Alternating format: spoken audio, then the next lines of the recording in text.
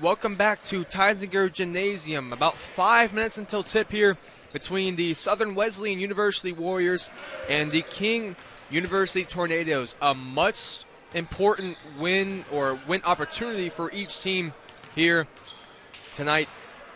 Both teams under 500 in the conference, with the all-important KPI rankings nearing its start next Monday. Both teams just on the bubble of the conference tournament in the normal win-loss standings. A couple important players to watch for here tonight for the Tornadoes. Mikhail Pocknett, a freshman from Wilmington, North Carolina, 15.7 points per game, the highest by a freshman in the conference. Also, Jordan Akal, who averages 11.4 points per game. He is the conference's reigning defensive player of the week. So two really important players that the Warriors will need to watch for here tonight. No Dyron Brown again for Southern Wesleyan, so Jonathan Taylor stays in the starting lineup. About 3.5 minutes until tip here on the Conference Carolinas Digital Network. I'll be back shortly with starting lineups and national anthem, and then tip-off between the Southern Wesleyan University Warriors and the King University Tornadoes right here on the Conference Carolinas Digital Network.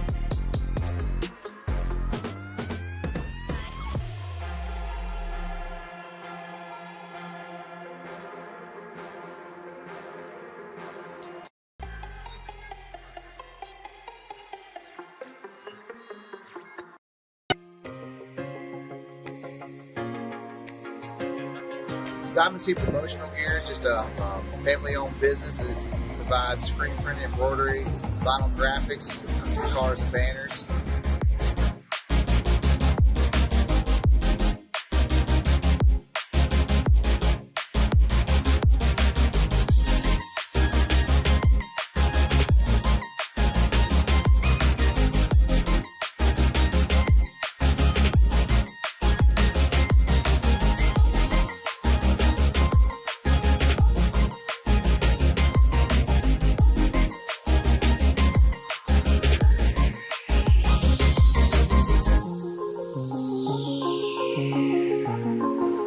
We've been in business now for over 32 years. Life, things aren't scripted. If you're an athlete, we need people like you and translate those skills to officiating. You can get a lot out of it. It happens in every town, in every game.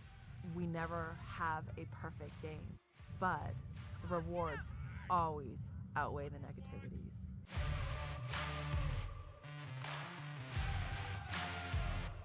Life, things aren't scripted.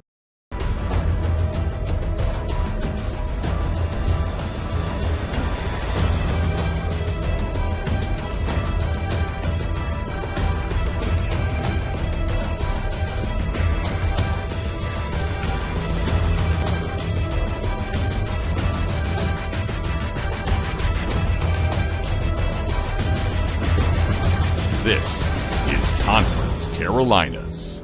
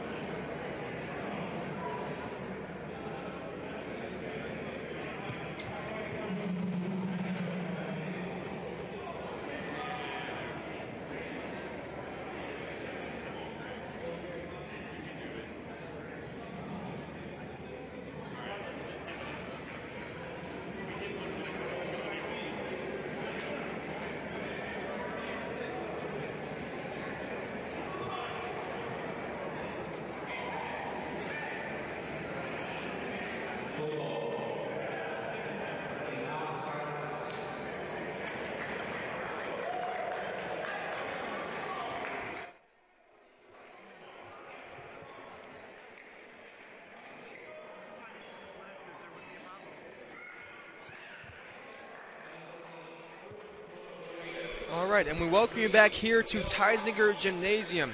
Starting lineups for both teams coming up now. First of all, for the visiting King Tornadoes, the aforementioned Mikhail Pocknett, 15.7 points per game, as well as 6.7 rebounds per game. A 6'6 freshman from Wilmington, North Carolina. He's joined in the starting lineup by Kenny Turner, a junior from Coral Springs, Florida. Jordan McCall, a sophomore from Harlan, Kentucky. Seth Cullen, a freshman from Cary, North Carolina. And Amarius Beasley, a senior from Harvest, Alabama.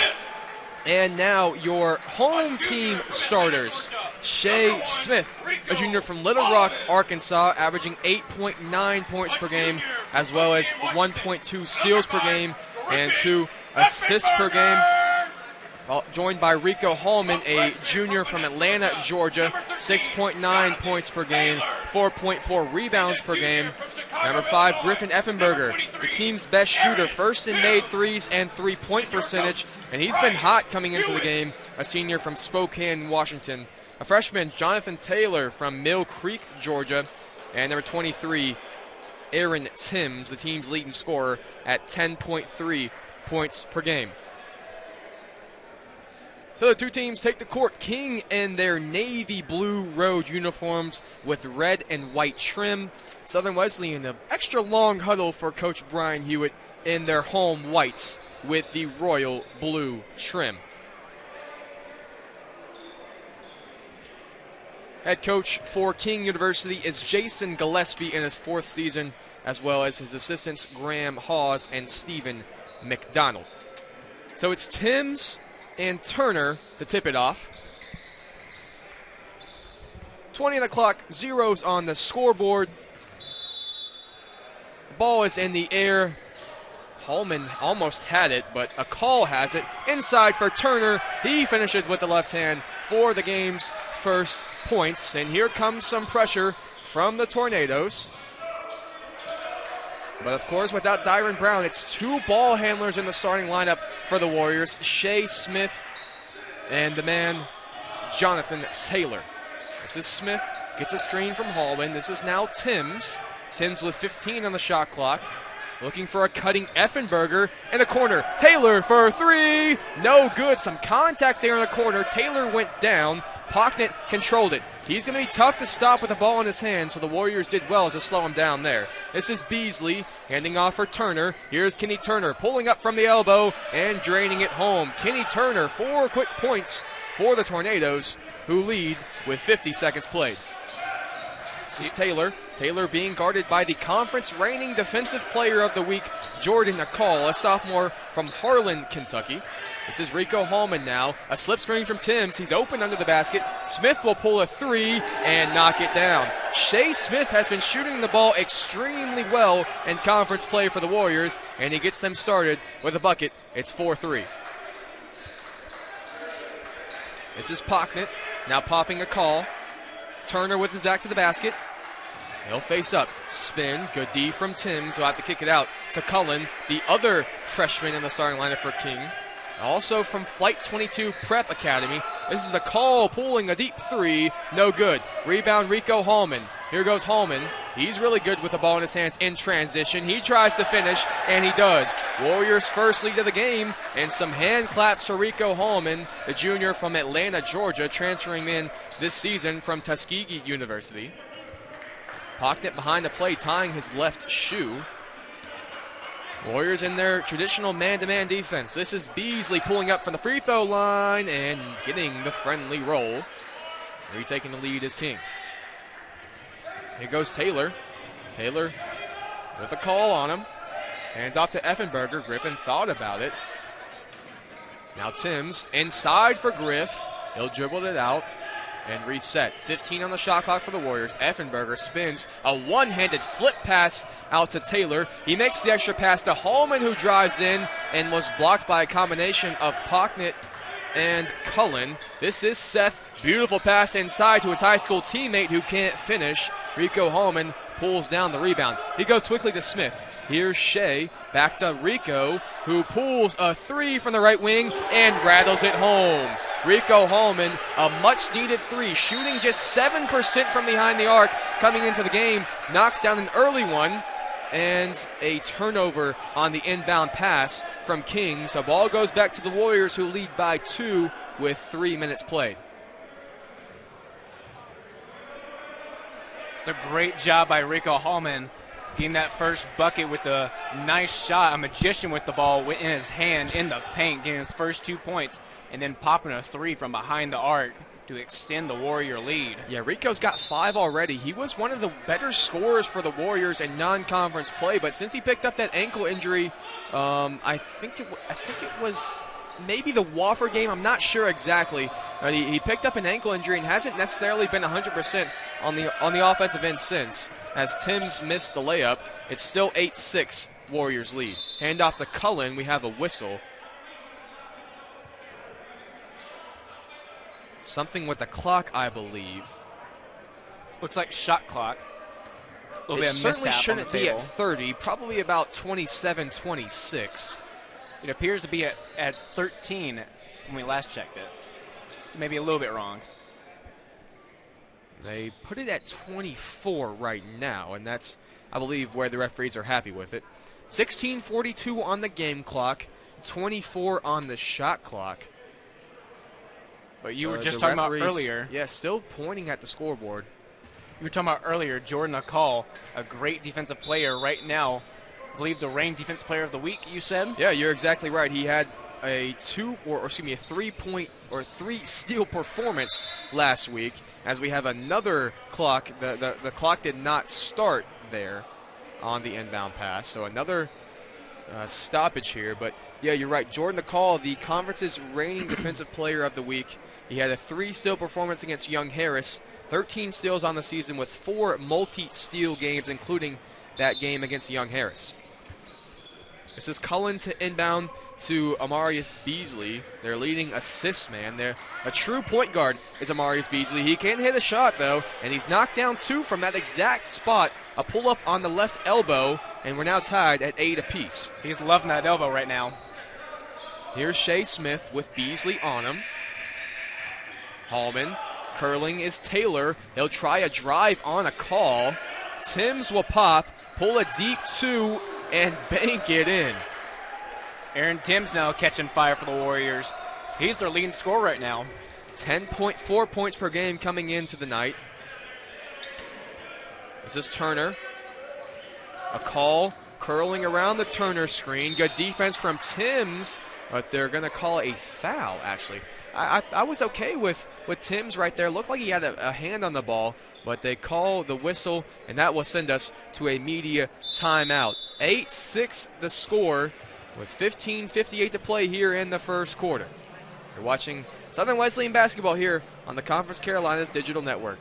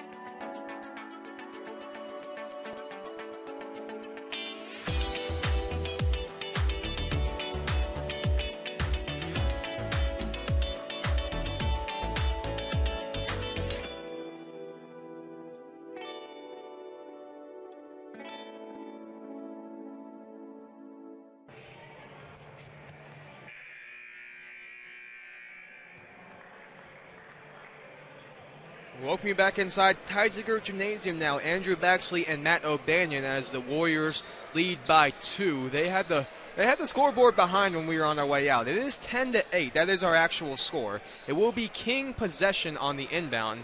Beasley will trigger. It looks like it's still the same 5 for each team. Taylor's long arms on the Beasley inbound. They get it into a call.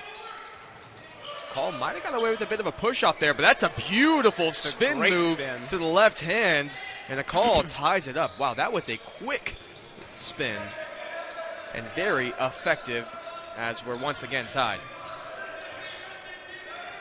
Here's Timms in the high post. Hallman cutting Taylor. Rico with a couple of crossovers, some contact, kicked into the corner. Taylor takes a dribble and pulls a 3. Can't knock it down. Loose ball goes to Turner.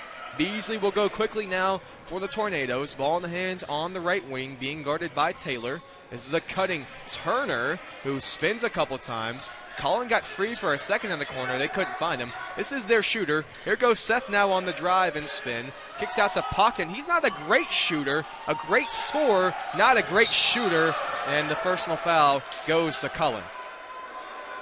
That will be his first and the first on the Tornadoes. 3 subs coming in for Southern Wesleyan.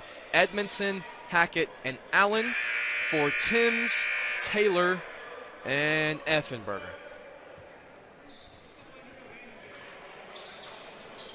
Effenberger has been the main shooter for the Warriors, but pretty much everyone on this lineup can shoot the 3-ball pretty well.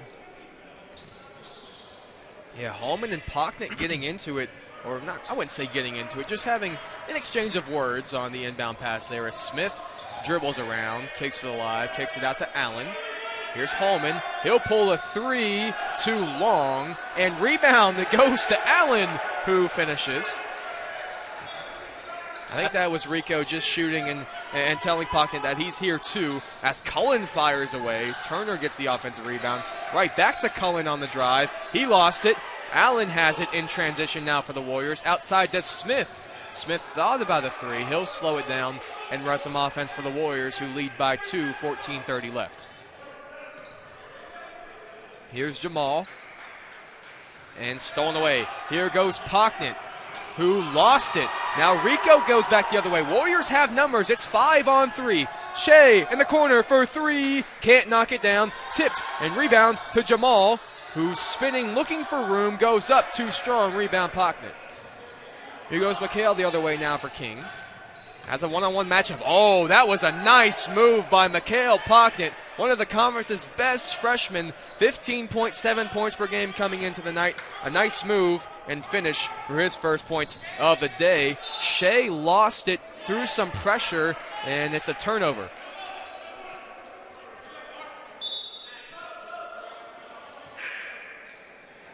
Subs now for King. Armando Cyrus and Satchel Love checking in for the first time.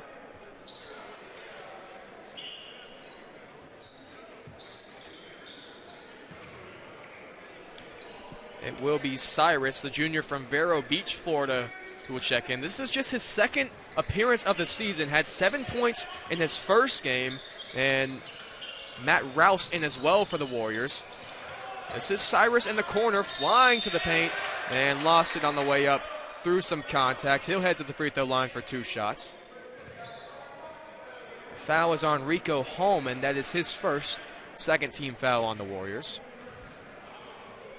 And this will be the first shots from the charity stripe for either teams in this game. And for Cyrus, a 100% free throw shooter on the year, but as I mentioned, this is only his second game played. Knocks that one down. He made 3 attempts in his earlier appearance.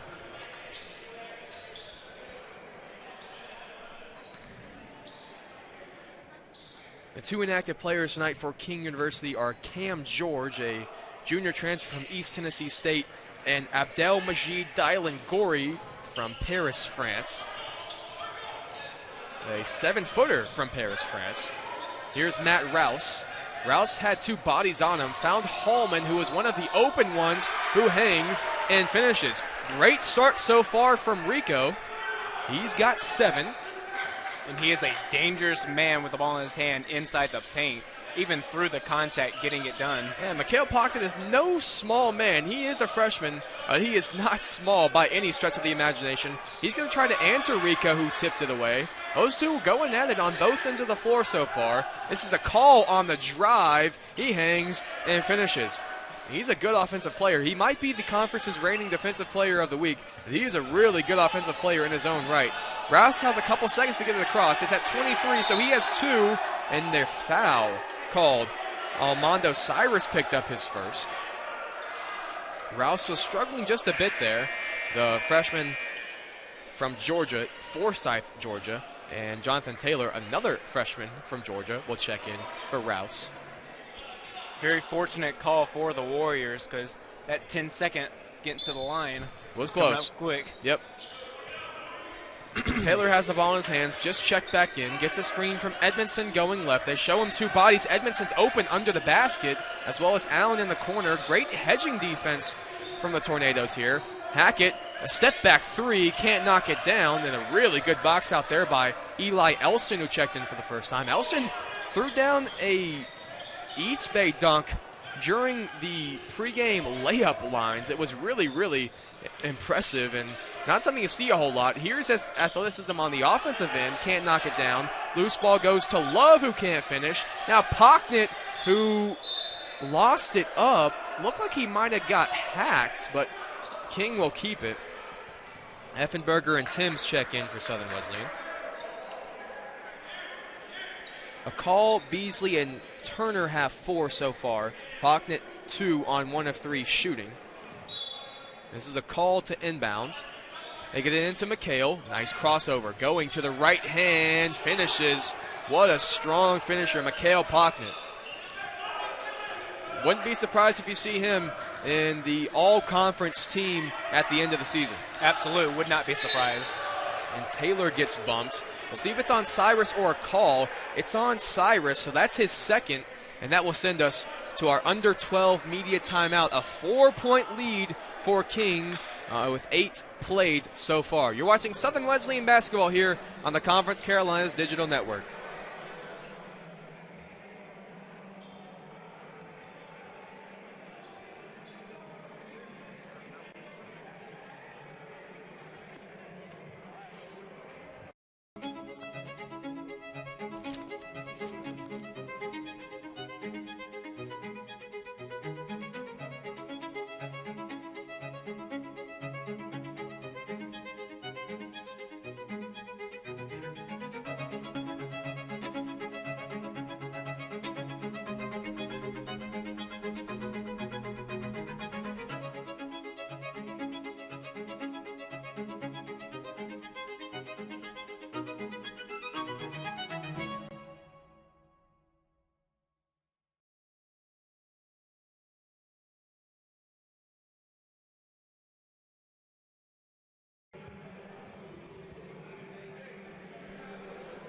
Back now here at Tydesinger Gymnasium, Andrew Baxley and Matt O'Banion. 11:46 to play here in the first quarter as we return from our media timeout. What have you been impressed so far from the Warriors, Matt? Rico Hallman has been a monster. He's especially inside the paint, getting through a lot of contact, getting buckets, really leading this Warrior charge. But it's also been a very physical game. The refs are also letting them play through it, which that's good basketball to watch. It's going to be a great game coming down the stretch. Yeah, physical, but not overly physical. The refs are letting them play, but they haven't lost control of the game. No one's either. getting hurt. It's been really entertaining so far, back and forth. Hallman has a game-high 7. A call, Beasley, Pocknett, and Turner have 4 each for King.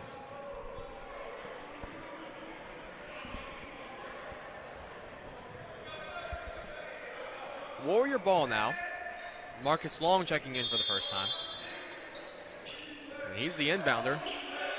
Throw it into the backcourt for Taylor. Taylor gets a screen from Timms. A hard hedge again. Now Taylor tries a drive, and I think that he might have been bumped by Elston. I think it was bumped by everyone on that one. That will be Eli's first.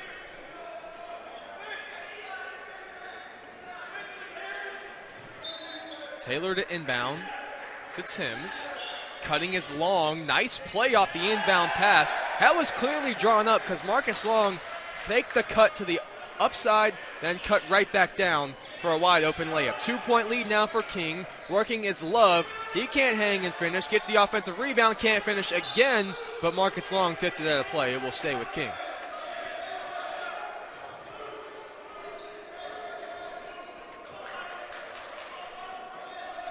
And it'll be Danny Farinloye to check in, or excuse me, to inbound for King. A junior from Winnipeg, Manitoba, Canada. This is Turner. Tough shot. Can't knock it down. And the rebound goes to a call. Another spin. A call can't finish. Another offensive rebound for King. And more second chance points as Coach Hewitt angrily says Shea Smith check back in. Taylor gets a screen from Timms. And that pass was for Timms, but Allen got it. And here is Aaron getting the ball now. And that's a bucket and a foul for Aaron Timms. He'll head to the free throw line for a chance at an old-fashioned three-point play to cut the lead to 1. Aaron Timms, a 51% free throw shooter on the year. 10.3 points per game, we mentioned, is the highest on the team. Now that pass on that last possession, of course it was meant for Aaron Timms at first, but he ended up getting the ball anyway. Timms' free throw, a swish, 20-19 your score with 10:45 to play. This is Beasley back into the game. Turner. Love. Looking for some help. Hands off to Beasley. They switch it. Now Turner. Turner looking to work with his back to the basket on Timms. Turner goes to the right hand, can't finish. Griff pulls down the rebound. He's also back into the game. There comes Taylor now. Timms. Timms faces up. Now works. Looking to spin. Effenberger for three. Good! You can't leave him open because he will do that to you all night long. You can't leave him half open. He'll knock it down. Griffin Effenberger, what a shooter. Warriors lead by 2. Coming around the screen is Farinloye. Still him, working on Smith. Taylor stripped it away. Here comes JT the other way. Still Jonathan. A little bump. Kicks out to Smith. He'll try a three. Can't rattle it home. Rebound goes to Elliston. And now Beasley. Inside, Love. Goes up and finishes.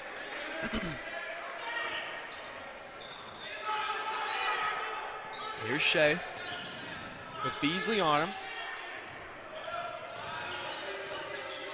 Looking for some help. Gives it to Timms. Effenberger thought about a really, really deep three. Instead goes to Timms. Had it poked away off of Aaron last. And a turnover for the Warriors. That is their third. 9:04 to play. We're tied at 22. And this is what we expected in the pregame, a tight game between two teams that need a win in this conference play. The two teams that are very close in standings, stats, and all of the above. King is 11th in offense and defense, and Southern Wesleyan is 12th in offense and defense in the conference coming into the game. And ranked 12th and 13th, correct? Yep. Flying is Elston. Can't tip it in was Love. Jonathan Taylor has it now for the Warriors. He gets doubled under his own basket. Gets it to Smith. Tells Timms to run the floor. Here goes Shea in the open court. Will now slow it down and back out. Has a mismatch, though, for Timms working in the post on Beasley. Here goes Aaron to work. Had it poked away by Farinloye. Here goes Beasley the other way now for King. Beasley crossing over to the left. That's his shot right there. That little crossover going left, pulling up. He's had 3 of those and now has 6 points in the game. He did that shot so many times during warm-ups, and it's paying off for him right here. 24-22, King has retaken the lead. This is Long, curling Taylor with Farinloye on him. Instead, Timms now. Timms had it blocked, got the rebound, and put it right back in. A great putback for Timms right there. And Mikhail Pocknett, after a short break, will check back into the next dead ball. Beasley pulls a 3. That's a much tougher shot than he had been taking. Smith corrals the rebound.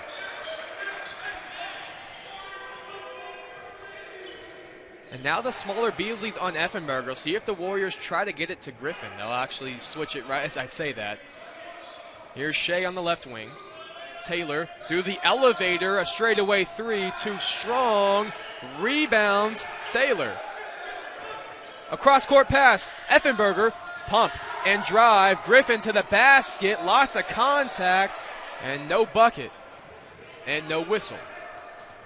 All tied at 24, 7:15 to play here in the first half. This is Beasley, Love, Turner. Looking inside for Love, just too fast. Effenberger bumped him completely legally as Love was trying to get to that pass, and Turner didn't account for the bump and turned the ball over. 24-24, 7 minutes to play. That takes us to a media timeout. We'll be back after the break on the Conference Carolinas Digital Network. Located in downtown Central, Rails 133 has something for everyone. With menus and specials designed by our chef, Trent Kane, our selections can only be best described as upscale Southern comfort foods. Chef Kane uses only the freshest, locally sourced ingredients that have made Rails a destination spot. We offer theme nights, chef specials, daily specials, and our famous meat and three on Sundays.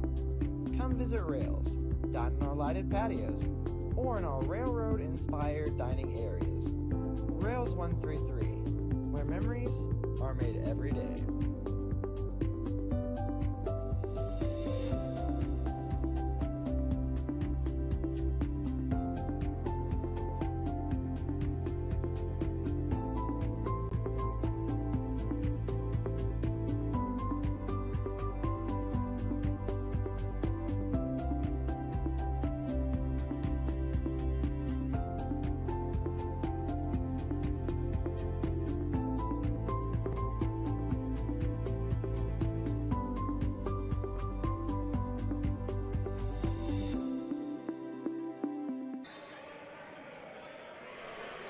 And we're back now. Andrew Baxley, Matt O'Banion here at Teisinger Gymnasium.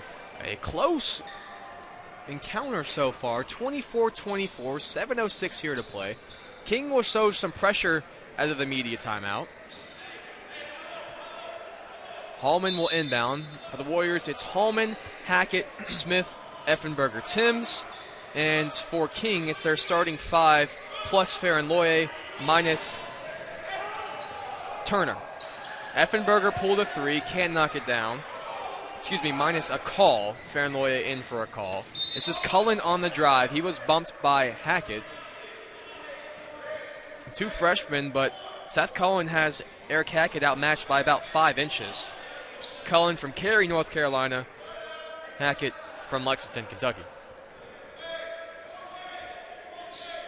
They'll switch that match now. It was just a cross match on the transition. Effenberger goes back to Cullen. Hackett goes back to Farinloye. Here's Beasley on the left wing, looking inside for Cullen. Now Hackett back on him. He can't finish Cullen. Got the offensive rebound, goes back up. Doesn't roll in, but he will head to the free throw line. That was the 8th offensive rebound of the game for King, who is a really good offensive rebounding team. They are actually the best offensive rebounding team in the conference, coming in at 15.8 on the offensive glass. Not a great defensive rebounding team, though, however. They're 13th in defensive rebounding. That averages out to 4th in overall rebounding.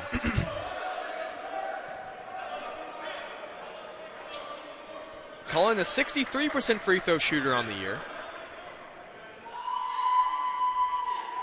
Second one, no good. And Pocknett pulls down the offensive rebound. Cullen tries a three and rattles it home. That's a big-time swing as Cullen couldn't connect on the free throw. Pocknett kicked it out, and Seth knocked down the three. Those are two prep school teammates from Flight 22 Prep in North Carolina. Here's Hallman on the right wing. Now Timms. Warriors trailing by 4. Here's Griffin on the drive. Griffin to the basket. The foul was before the shot. Might have been a shout at goaltending, but it is on the floor. Foul is on Cullen. his second and the 6th team foul on King. Inbound pass goes to Timms, and Pocknett stole it away from Hallman. There goes McHale to the rim. He was hanging on the rim. That should be goaltending. It is. That's a break for the Warriors. Got a little too cute with it on that one. So Warriors get away with the turnover there. Smith has 2 seconds to get it across. He does, with Pocknett riding him. Now hand off to Hackett. Now a screen for Hallman. That might have been illegal, but Warriors got away with it. Now Timms. Smith is open on the right wing. They finally get it to him. Under 10 seconds now on the shot clock. Great defense here from Pocknett. 5, Smith. 4, 3, Smith. Fading away. Can't knock it down. That didn't hit the rim, so it will be, or it will not be a shot clock violation. They say Flair and Loy had possession. This is Beasley pulling a right wing 3. Can't knock it down. Tipped out of play off of Fair and Loy. Last ball to the Warriors. Hectic stretch right there between the turnover, goaltend, almost 10-second missed 3. Hallman, long pass to Effenberger, who couldn't track it down. Just a bit too long of a hit-ahead pass there from Rico Hallman. Another Warrior turnover. That is their 6th. Both teams 6 turnovers so far. Warriors yet to score off a tornado turnover. King 4 off those turnovers. Warriors going zone now. It's a 2-3. Cullen finds the empty spot. Can't splash from behind the arc. But here he cuts off the offensive rebound. And there is Turner to finish. And the foul was before Turner's acrobatic offensive rebound. So the foul will be on Hallman. Bucket will not count for Turner. It will be Seth Cullen to the line. Or I thought that was the initial call.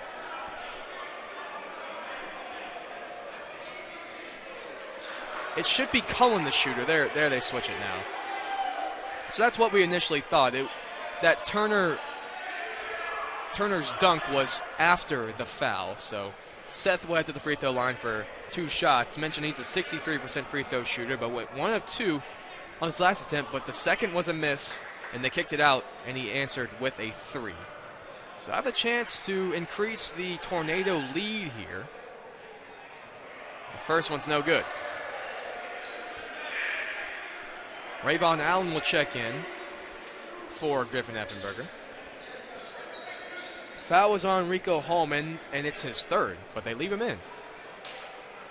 So Rico's got 3. The team has 5 total. 1 personal for Timms, 1 personal for Matt Rouse. Excuse me, for Eric Hackett. Second one is good there from Cullen. The lead is 5. Tornado showing some more pressure. This is Farron-Loye on Hackett. Now Smith. Smith gets a screen. They hard hedge with Turner.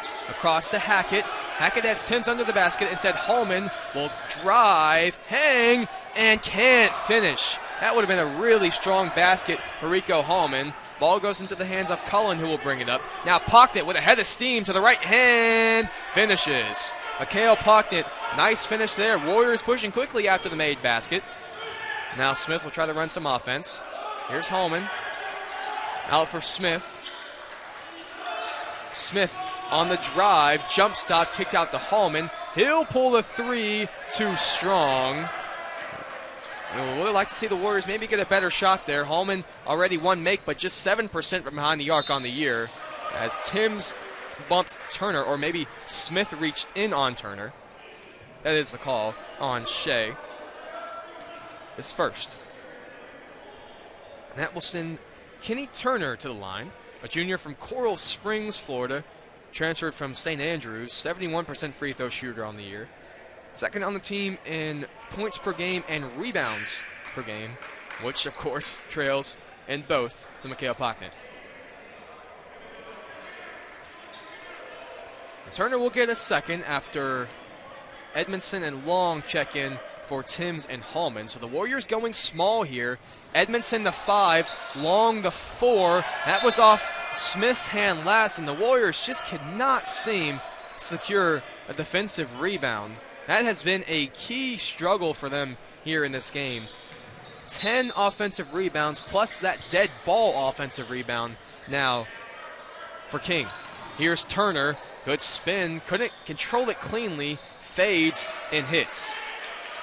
And almost a steal from McCall on the inbound. He's back into the game now. Hackett, a nice crossover. Hackett to the basket. Blocked by Pocknett. Into the hands of Hackett. Great effort from both Pocknett and Hackett. Smith to Long. He'll pull a right wing three and rattle it home.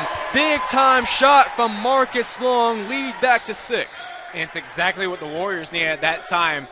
A little bit of a drought coming from them, but Marcus Long coming in clutch with that 3. You're exactly right, Matt. A 4-minute scoreless drought for the Warriors before that made 3. That's out of bounds off Pocknett. Ball to the Warriors. That will send us to our under 4 media timeout. Great start from the Tornadoes, and that will be a 6-point deficit for Southern Wesleyan to our media timeout.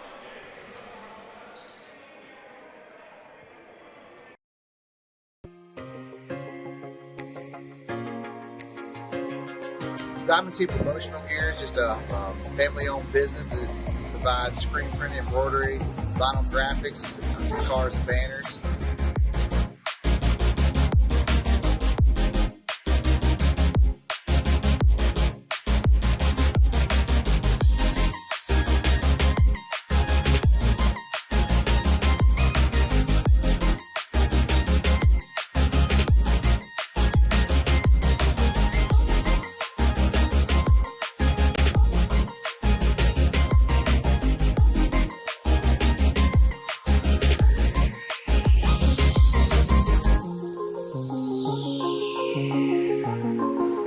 We've been in business now for over 32 years.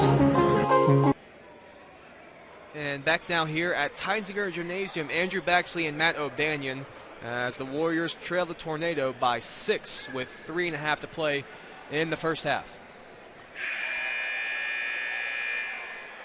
A 4-minute drought for the Warriors before that Marcus Long 3 to cut the lead to 6. And it will be their ball following a King turnover that sent us to our media timeout. 5 on the floor for the Warriors is Edmondson, Effenberger, Long, Allen, and Smith. And for King, it's their starting 5. Turner, Pocknett, Beasley, Cullen, and a call. Here's Shea Smith for the Warriors. Their second leading scorer, leader in steals, and second leader in assists. Not usually we see a small forward like Griffin Effenberger lead the team in assists, but that's just the type of player that Griffin is. Here goes Smith now to the basket. Out to Long. He'll try another 3. Can't knock it down. Rebound Cullen through 2 Warrior bodies. Up ahead to Turner. Turner had some room. Didn't want to shoot, though. Out to Cullen. Now Pocknett with Effenberger on him. McHale banging down low. Can't finish, but a foul. That's the type of defensive pressure that McHale puts on your defense. He is their team leader in free throw attempts. And get this, Matt, he has 2 times as many free throw attempts as the second highest Tornado. Wow. He's getting to the line a lot. These, however, just his first attempts of this game.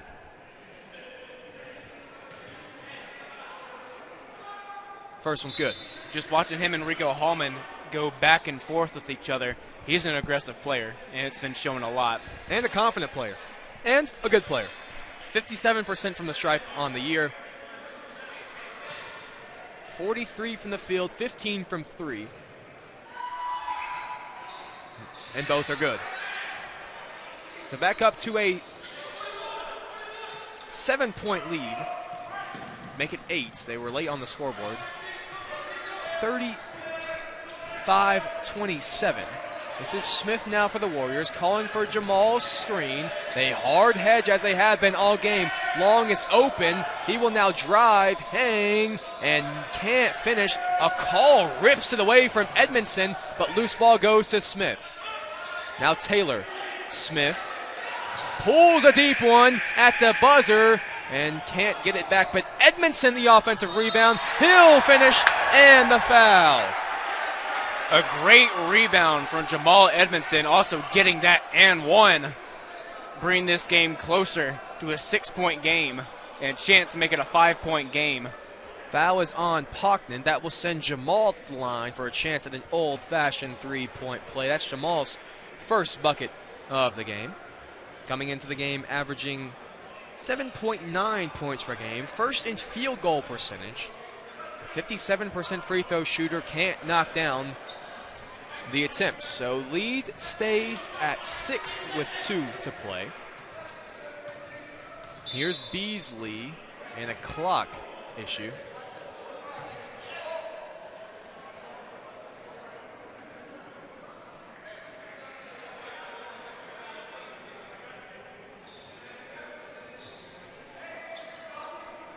And now a call to inbound. Under 2 to play, 22 on the shot clock.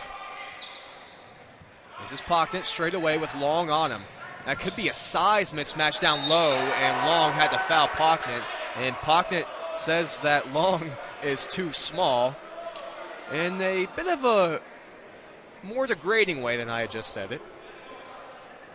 And McHale will head back to the free throw line.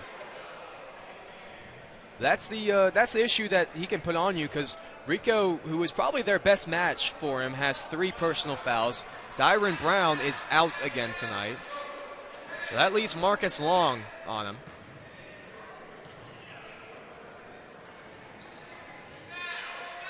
And both free throws are good from McHale.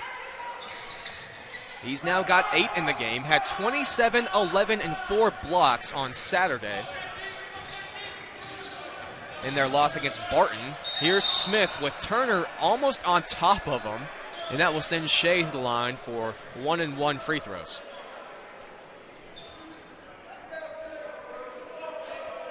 Just Turner's first, but it will send the Warriors' best free throw shooter to the line. As Josh Jackson will check in for the first time, a senior from Fultondale, Alabama, transferred in from Lawson State Community College.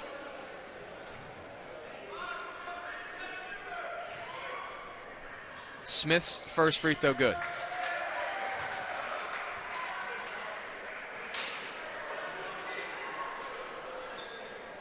.138 to play. 37-30. That scoreboard is slower. Had a lot of scoreboard issues here tonight. This is a new scoreboard this year. We should add. But no money, no problems. I guess the scoreboard not working well under pressure. This is a pretty big game here for the Warriors. They need a win to sort of cement their place with the upcoming KPI rankings, which, if you don't know, that is how they will determine the conference seeding and conference tournament selections. So Warriors really need this victory over King. They will not play again this year. Here's Pocknet. 2 bodies on him as the Warriors went zone. He finished, and a foul. It's on Jamal. That will send McHale to the free throw line. Pocknet letting them know it too. Yeah, and I think that maybe if I was as good as him, I probably would be doing the same thing, because this kid has been balling out. 12 points now, 3 rebounds, 2 steals, and a block. And a chance to make it 13 right here. You do it a little bit when you play pickup.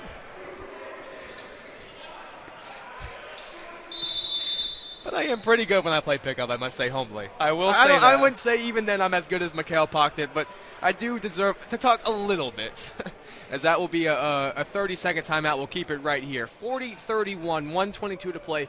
What do you think the Warriors could do to stop McHale here? You just got to put your biggest body on him. That's your biggest thing. Yeah, and Coach, you would probably just trying to navigate through halftime, keep it as close as possible, get Rico to halftime with 3 personal fouls, and Aaron to halftime with just 1. Aaron is your tallest player, but not really a big frame. He's 6'8", but he's pretty lanky. And without Dyron Brown, and without even the likes of Grant Morrison and Joseph Stady, who are big bodies but not necessarily offensive producers, I don't have either of those guys tonight. So the Warriors are kind of limited in the bodies they have to throw at Pocknet here. And Jamal, just the one that he picked up right there. 17 fouls on the Warriors, or excuse me, 19 fouls on the Warriors, 18 fouls on the Tornado, and a 9-point lead for King here with 1:22 to play. As you were just saying, Rico Hallman has been the best defender, but he's gotten in foul trouble in this first half, and have got to watch that as the Warriors coaching staff. Long gets it into Smith with Beasley on him. Back to Long, back to Smith. Shea crosses the timeline with 1:12 to play here in the half. Calls for a screen from Jamal. They hedge hard, as they have been all game. You'll see that probably the rest of the game. Here's Edmondson with Turner on him. Still Jamal, under 10, spinning to the right hand. Can't finish off the glass. Jamal goes back in. It will stay with the Warriors. It was a great move from him, just got blocked by the rim. Would have loved to see that go in. Yeah, that is Jamal's, I wouldn't say his signature shot, but he does go to that move a good bit, trying to spin in the paint. He's good at it, too. He is pretty good at it. Smith needs some help. He throws it deep to Effenberger, who has to go into the backcourt to get it. Has to step now on a call. They'll switch it, though, to recover their defense. Jonathan Taylor now with 12 on the shot clock, 45 on the game clock. Here's Jamal under 10. Needs to work quickly. Effenberger cuts. Jamal recognizes it now. Long to the basket. Lost it off his foot. Had Another an open lane, Warrior too. turnover. I think Jamal took maybe just a bit too long with that, trying to get started on the offense. And had to, asking for it, too. had to force the handoff there. A 5-second difference between the game clock and the shot clock. A 9-point difference on the score. And King will try to hold it as long as they can and limit the quality of shot for the Warriors down the other end. Jordan the call holds up 10, says go at 10. Here is Beasley cutting Turner.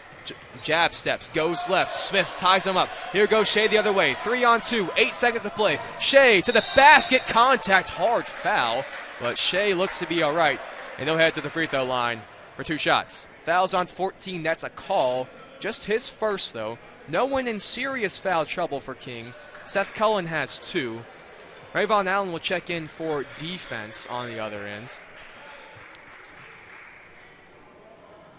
Smith knocks down the first. This is the team's best free throw shooter, 79%.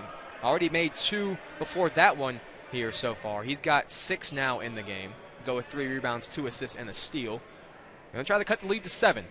40-32 as it stands. 6.8 left. Free throws good from Smith. Allen came in for Effenberger. Here's Beasley with 5.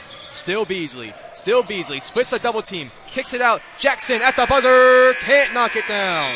40-33 as we head to halftime. Terrific half from King. Warriors need some improvement as we go to the locker room. We'll be back in a couple minutes with halftime stats and more right here on the Conference Carolinas Digital Network.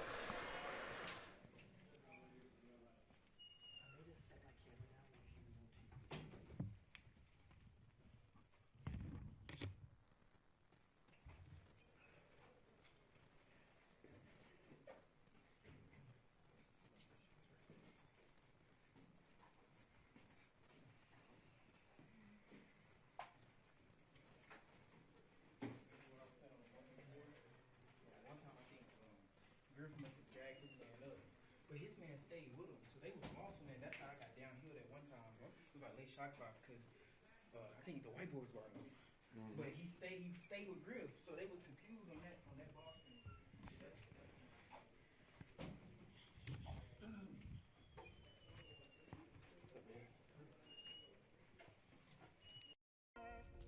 Soccer's been a huge part of my life, and it is the main reason that I was pulled here. Coach Q found me on a recruiting website, sent me an email, and at this point in time, actually, in high school, I wasn't even thinking about playing soccer anymore because I had a pretty bad ankle injury. And then just one day, God put it on my heart to go back to that profile that I hadn't looked at in months. I read the email, and there was nothing that told me that this wasn't the spot for me to go. A week later, I was down here on campus, and then almost a week after that, I signed and committed to come here. As soon as I stepped on campus, I knew this was the place for me. This was such a close-knit family, and that's what I needed, especially coming from New Jersey, so I don't get to see my family a lot. Being able to have that family feel with the people here, it was huge. I could not be more happy with my time here. I met the woman I'm going to marry. Coach Q has been a mentor, a friend, and a great coach. For those reasons, I would not imagine leaving for a second. So, working with these young ladies and young men has just been a blessing. it's neat to watch them evolve in their relationship with the Lord and using that platform to help them in life, but on the track as well, kind of to keep things in perspective, and that we're doing something for much bigger than just go run a fast time. It's what's God trying to teach us through the losses and the victories.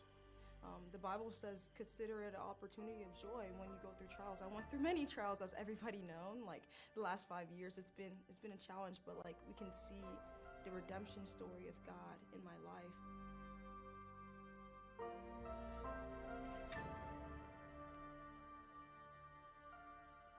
How she has grown spiritually has been an encouragement to me. How deep-rooted her faith has become through all the struggles and the trials of being held out of meets and COVID and all the other things, and then to watch her go to the national championship and then jump that mark, ranked 18th and finish 4th. I just believe God was in the middle of that, and she did what she always does, which is give God all the glory, and was very humble in that win. I'm just really grateful to be a part of such a loving, caring team, and my Sherry has been one of the biggest roles in making me feel so special, loved, cared for, just a part of the track team. Being on a team that's hit provisional marks so many times, that's definitely something you can tell your grandkids. My Sherry is so much fun. I'm gonna miss her when she leaves, but I'm so proud of her and happy for her. So having her, as a training partner and as a teammate has also been life-changing as well, because she's a fierce competitor and she loves the Lord, and she brings lots of joy and energy and laughter to our team. So she's one of a kind, and she's truly special. No matter if you're a distance runner, a thrower, a jumper, a sprinter, she's there for you, and she is somebody that will listen to you, that will give you advice.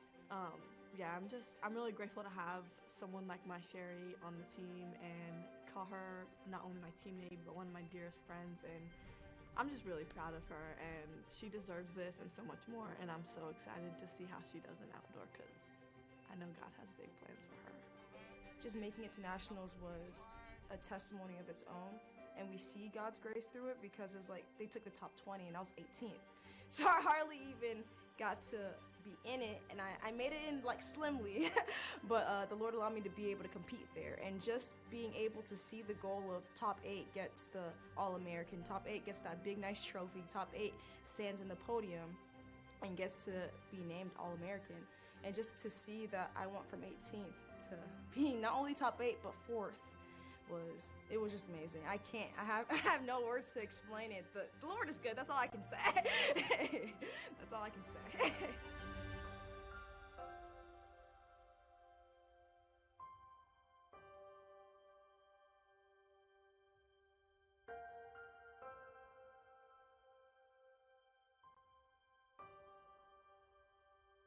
I'm gonna miss the school, and it's bittersweet, but I feel contentment, I feel peace, because I know the Lord is bringing me somewhere else, and everything that I've done here and everything that the school has done for me, it's a special thank you to Doug in the CAF, to Wes Pate, to Ken Deal, to Laura Hedden, to Greg Thiel, to Julia Renega, it's just everybody, the SWU Athletics, SWU Track, SWU CAF, SWU Activities, Grace from the SID, from SWU Athletics, just everybody, and it's gonna be bittersweet. Even Ting Ting from chemistry, and I'm gonna miss this home away from home, but now it's time to go. But yeah. I started playing lacrosse because I wanted to try something new. I'm originally from Bolivia, and our main sport is soccer. So when I got to the US, I was like, okay, I'm gonna swim, and I wanna do something else. I never thought that I would be where I am right now. My past 3 years here, my teammates have been my best friends, I think. Right now, we're a small team, and the best thing we can do is get to know each other more than just we're players. My major is recreations and sports management, and I have a minor in media and communications. What keeps me in sports management is Dr. Joe Crosby. He's being such a big figure into my life, like same with Dr. Knight. Minoring in media and communication has been a blessing for me, because I think if I ever needed anything, I can talk to either of them. They're more like family than just professors. You never know where the Lord is going to take you. It's just crazy to think that I'm a senior in college playing lacrosse. Welcome back to Theisinger Gymnasium. Halftime between Southern Wesleyan and King here in a conference reschedule of a game that was supposed to be played last Wednesday, but being played here tonight because King had some issues with the cold that we had last week. But they trail by 7 here at halftime. Matt, what do you think that the Tornado have done well here in the first half? I'm looking at a specific player, Pocknet. He's been amazing. He's been aggressive, and he's been the driving force for the Tornadoes. He's been a great person. He's been a big body on the floor, too. The Warriors cannot find anyone to stop him. Only person that has been good against him was Rico Hallman, who has 7 points to his 8. He's put a body on him, but he's also in foul trouble now with 3 fouls at the half. So Warriors have to look into that, and Rico's got to stay out of foul trouble for the rest of the game if they want to have a chance in this and putting a body on Pocknet. Pocknet is the game's leading scorer. Shea Smith, Rico Hallman, and Aaron Timms have 7 each for the Warriors. One of the biggest successful points for King in that first half was offensive rebounding. He doesn't really jump out on the stats as much as I thought it would after just watching the game and now looking at the stats. They lead the offensive rebounding margin 10-8, but the teams are even at 9 second chance points apiece. Tornado do have a 6-point advantage in points in the paint and a 5-point advantage in points off turnovers. Both team 8 turnovers apiece. Warriors do have 8 assists compared to just 2 assists for King, and a 9-4 advantage in bench points. So one of the things they're really going to have to do a better job of is something that these teams in the conference haven't really been able to do a good job of in conference play so far, and that's guard Mikhail Pocknet. So we'll see what Coach Hewitt and the crew are talking about right now in the locker room and see if they can adjust to it in the second half. About 6 minutes until we'll talk to you again. Until then, will be a commercial break and then the start of the second half between Southern Wesleyan and King right here on the Conference Carolinas Digital Network.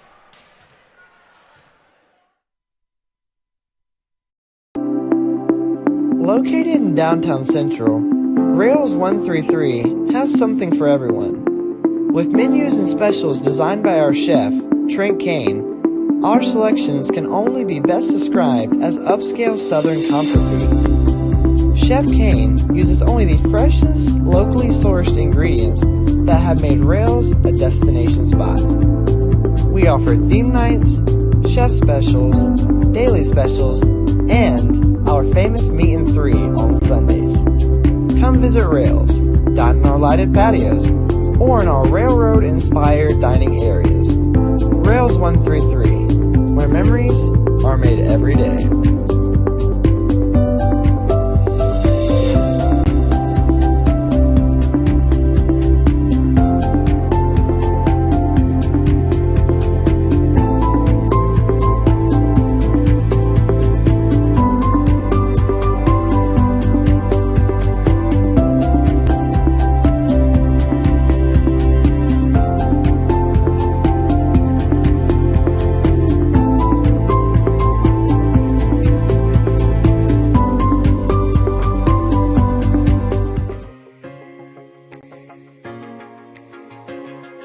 Diamond T Promotional Gear is just a family-owned business that provides screen printing, embroidery, vinyl graphics, cars and banners.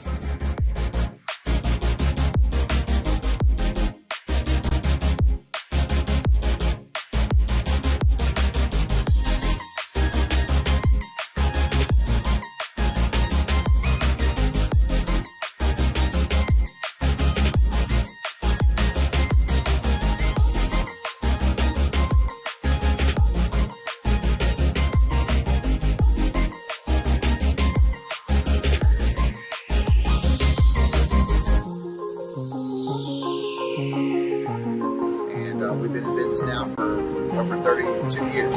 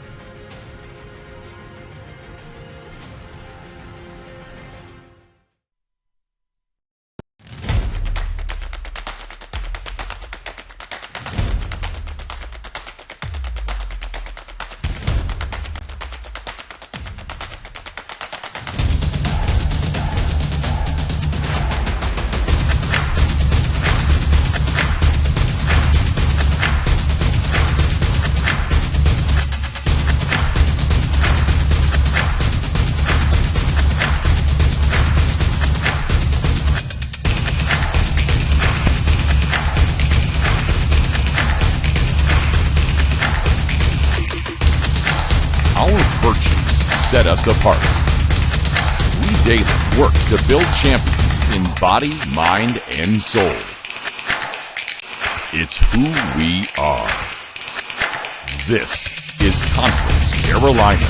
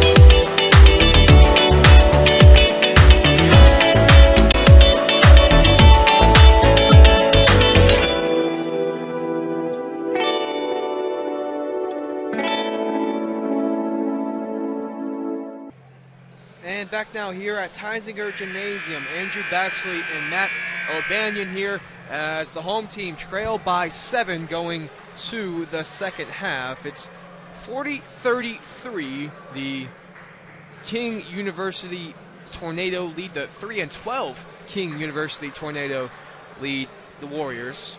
King yet to win a conference game so far this season, so this would be a very big win for them if they could pull it off on the road, because that is one of the things that the KPI ratings index values is winning on the road. So not only would they have the head-to-head battle over Southern Wesleyan, but they would have the fact that they beat the Warriors here at Tysinger Gymnasium if they can hold on over the next 20 minutes. Of course, we're the home team, hoping that the Warriors can adjust and overcome this deficit here in the second half.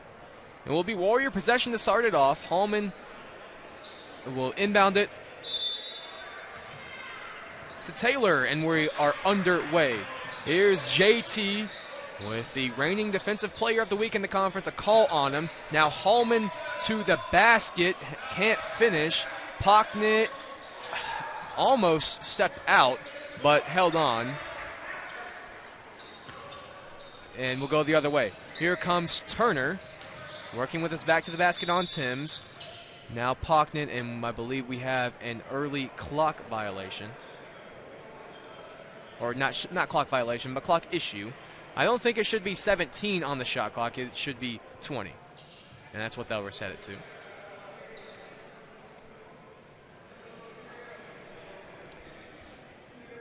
This is Cullen to inbound, a 6'6 freshman from Cary, North Carolina. Attended flight prep last year, along with Pocknett. So preparatory school teammates last year. This is Turner. Cullen curling. Hands it off to a call. Here's a call now on the drive. Spin to the right hand. Can't finish. Loose ball. Pocknett. He's fouled by Timms on the way up. And you're starting to see why Pockton has attempted so many free throws on the year. It's because he's such a handful to stop in the paint. He'll attempt 2 more right here.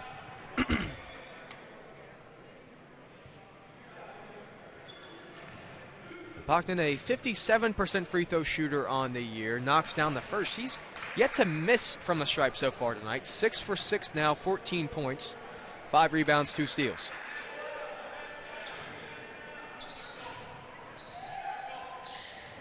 Second one no good. Timms gets the rebound. And pressure after the missed shot from King. Don't see that a whole lot. Warriors have numbers now. Here's Smith on the right wing for 3. Can't knock it down. And off a King hand last, so it will stay with the Warriors. That was a good look for Smith. Don't see him miss too many of those from behind the arc. Taylor will inbound. Shot clock reset to 20. 19:03 on the game clock. An 8-point deficit for the Warriors. Handoff to Effenberger. Now Smith gets a screen from Hallman. And they hedge out to double at the half-court mark. 5 on the shot clock. Effenberger needs to make something out of nothing. 3. Tim slips. Effenberger chucks one up. That will be a shot clock violation. Really, really tough defense there from the Tornado. And it all started with the ball screen action that they sent all the way back to the half-court mark. It's an aggressive team on both ends of the floor.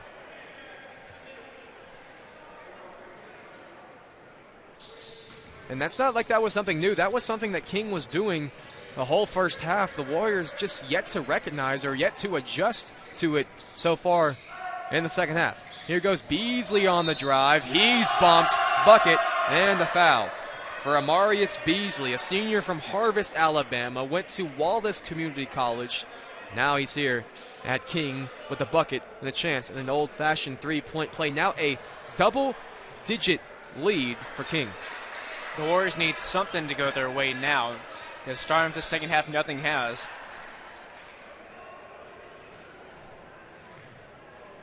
Beasley, 65% free throw shooter, rattles home and converts on the three-point play, and now an 11-point lead. And again, another heavy press from King, making the Warriors work for everything that they got, even on the other side of the floor. Here's Timms. Working on Turner. Aaron goes up, can't finish. Warriors have missed a couple of good looks. Still yet to update the scoreboard on the game, out in the game. It should be 44-33. Actually, they did update it, but they gave it to the Warriors as a call can't finish. A diving Smith, a diving Pocknet. They get it to Beasley. Out to Turner. This would be a big one, and he knocks it down. Cries of boom from the Tornado bench, their biggest lead of the night. 13. Just a stone-cold dagger from the King, extending the lead now as it's 47-33, not 34. Warriors need a bucket big time. Taylor, can he give it to him? He does. Big time shot from the freshman. This kid has been really good for the Warriors. Earned a starting role over the last couple games.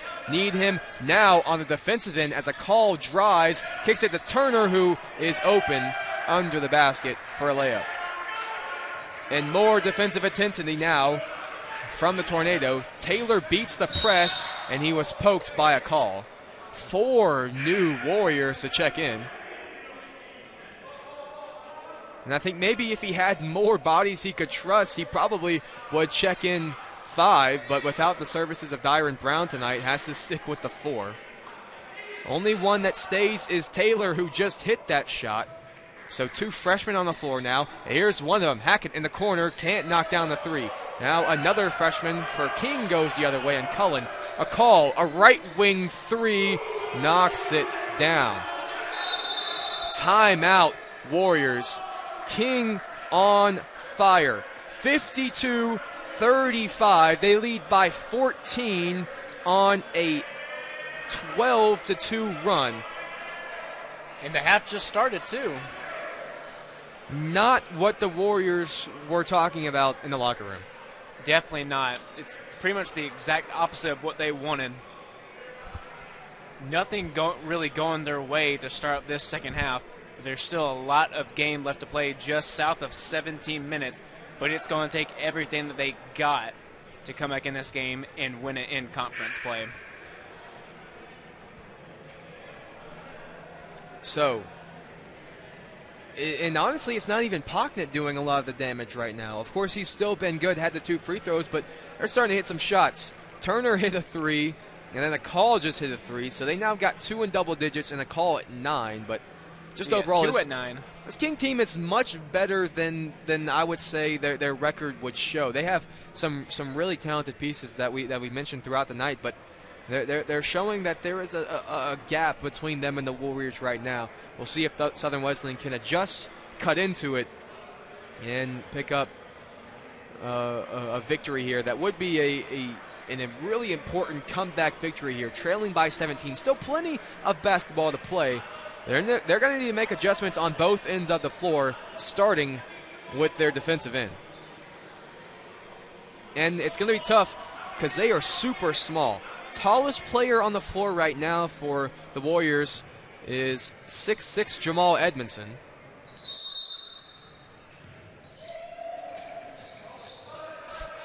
King has 3 players that size or taller on the floor right now. And Pocknett, Turner, and Cullen. This is Marcus Long with Pocknett on him. Long has a step on Pocknett. Didn't want to try the layup there. Still working, hanging, and can't connect. That would have been an important shot to go down. Just try to get any type of momentum back the other way. Here goes Pocknett the other way. Cullen, corner 3, can't connect. Rebound, Long, and some pressure here, and tipped out of play. It just seemed like every time a Warrior turns, there's a tornado on him. Long into Edmondson. They need to get it over quickly here. They don't. I'm not sure if anyone on the Warriors knew that they had limited time to get it over, because the clock does not reset. The clock you have to get it over half court does not reset when the ball goes out of bounds. They had 4 seconds to get it over, and they were just lightly taking it, and another turnover. Another missed opportunity. Ball goes back to the Tornado.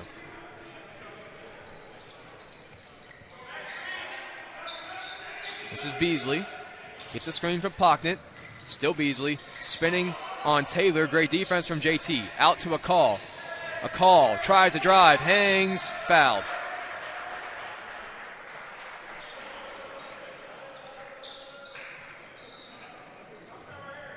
So that will send Jordan to the free throw line.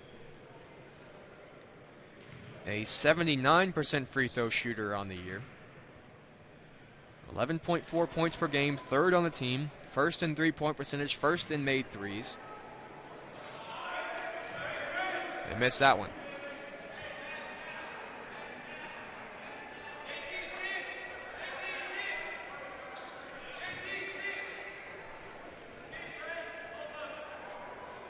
A second here for call. The sophomore from Harlan, Kentucky. Can't connect on that one either. Turner goes flying to the bench. Save it to Edmondson. Here come the Warriors the other way. Eric Hackett to the basket. Can't fall, but he will go to the free throw line for 2 shots. After the media timeout. So a great start to the half for King. A 12-2 run over the first 4 minutes. You're watching Southern Wesleyan basketball here on the Conference Carolinas Digital Network. Back after the break.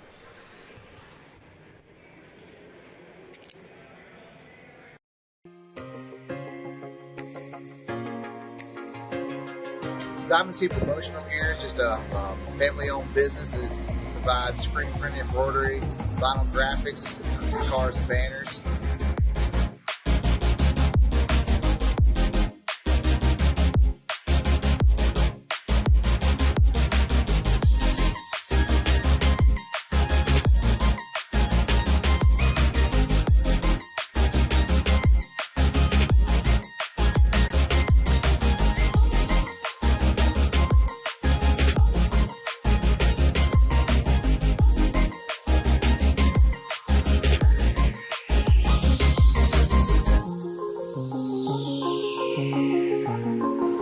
We've been in business now for over 32 years.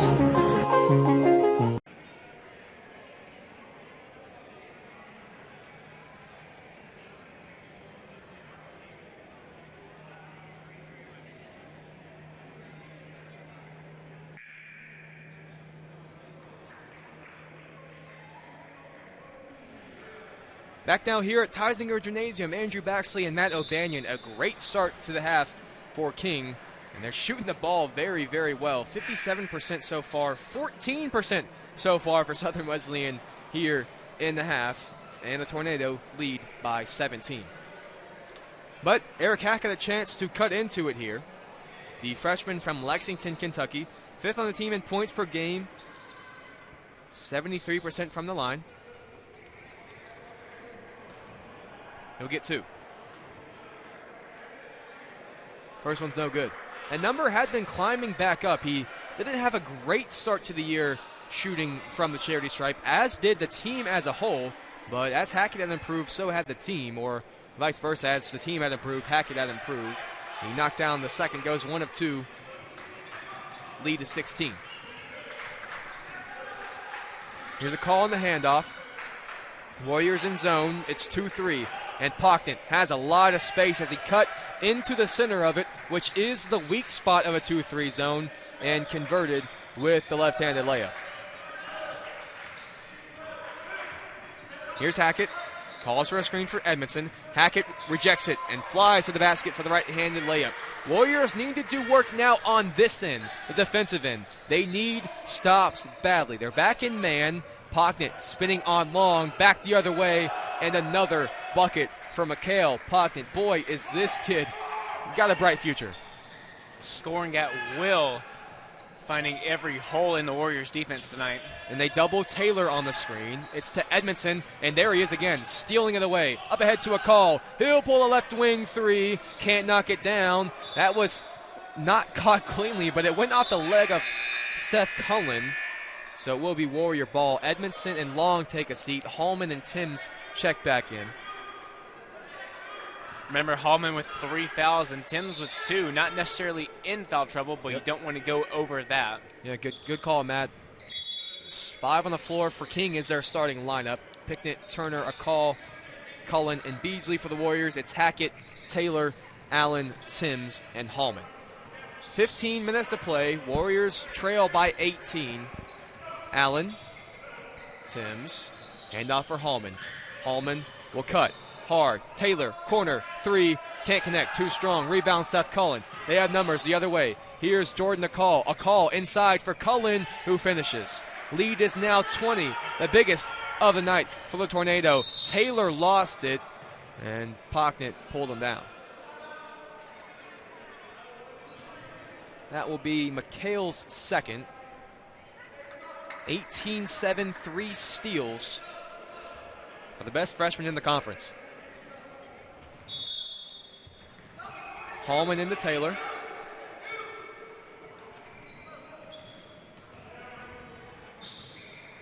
Tim straight away. Allen left wing. Coming around is Hackett. Asks for the ball. Trying to cook something up on Beasley. Gets to the basket. Jump stop. Needs to get it up. Does with the right hand. Can't finish. And tipped out of bounds by Timms, who said he was being held. No call. Didn't see it myself. Effenberger and Smith check back in. So now starting 5 on the floor for the Warriors. 18-5. King leads the second half. 14 to play.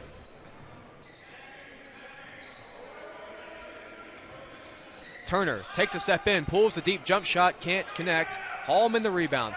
Quickly up ahead to Smith. Here goes Shea, flying to the basket, blocked by Turner. Timms is there. He finishes. It looked like that almost could have been something funny on the inbound play, but completely legal there from Turner. Beasley has it now. Some light full court pressure from Shea Smith. Team's leader in steals. Here's Beasley. Turner. Pocknett. Hallman on him. Rico has those 3 fouls. Pocknett. Euro step. Foul. Pocknett heads to the line. If that's on Rico, it's his 4th, which would be a massive foul. It is. There was a little bit of contact. Not sure if I would have liked that call, but of course, Pocknett puts so much pressure on your defense. They'll head back to the free throw line. Chance to get up over 20 here on this. And looks like Coach Hewitt has made no move to his bench, so he's just going to ride with Hallman right now. First free throw's no good from Pocknett. And I kind of agree with that decision, because if the Warriors don't stop getting stops now, they're not going to have time soon. So you just gotta leave Rico out there. He's the best man for the job. He is the best man, and I would argue he's also the only man. I would say that same point. He would be the best man when everyone's healthy and playing, and when everyone's not healthy and playing, the best option, obviously. But got away with one there. 2 missed free throws there from McHale, a 57% free throw shooter. It's out to Hallman. Need this three, and he connects. 2 threes today from Rico Hallman, who came in under 10% from behind the arc, which is last on the team. And a much-needed bucket for the Warriors. The lead, 15. Keep doing work on the defensive end. Beasley, Pocknett. See if he goes at the 4 fouls of Rico Hallman. This is Cyrus curling. Cyrus to the basket, hanging, can't finish. Rebound Smith. Another stop for the Warriors. Got to convert now on this end. Taylor in transition, getting to the right hand. Jump stop, blocked, but fouled.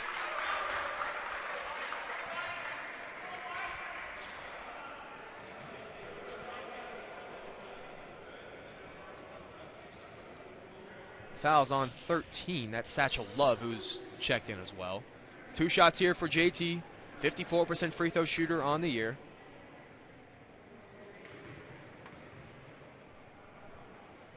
First one's no good. You need the freebies if you're the Warriors trailing by 15 with 12:33 to play.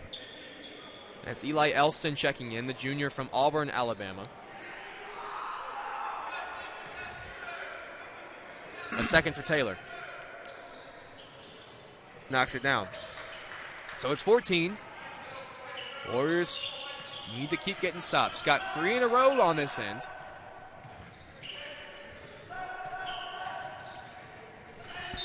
And an illegal screen. That one's called on Satchel Love, the 6'7 junior. The ball goes back to the Warriors. So now over 2 minutes scoreless for King. Exactly what the doctor ordered for the Warriors. Here's Taylor. Effenberger goes around a couple off-ball screens. Now gets 2 of them on ball. Hallman on the drive to the left hand, lost it out of bounds. Was it off his knee? It wasn't. So it will stay here with the Warriors. Aaron Timms was sitting wide open under the basket, just waiting for a ball to come to him, but nothing there. Taylor, the inbounder. 17 on the shot clock.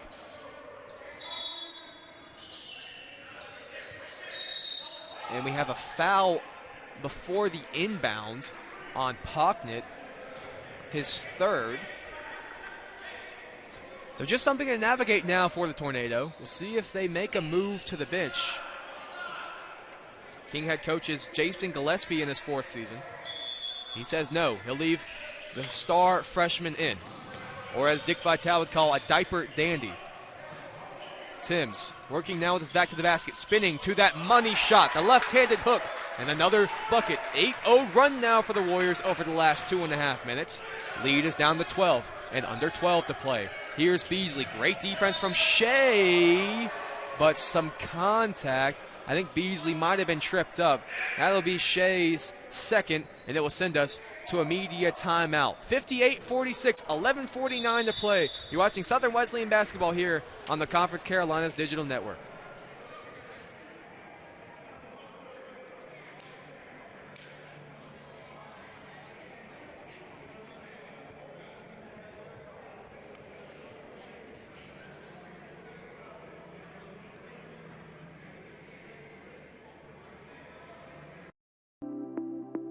Located in downtown Central, Rails 133 has something for everyone. With menus and specials designed by our chef, Trent Kane, our selections can only be best described as upscale Southern comfort foods. Chef Kane uses only the freshest, locally sourced ingredients that have made Rails a destination spot. We offer theme nights, chef specials, daily specials, and our famous Meat and 3 on Sundays. Come visit Rails, dine in our lighted patios, or in our railroad-inspired dining areas. Rails 133, where memories are made every day.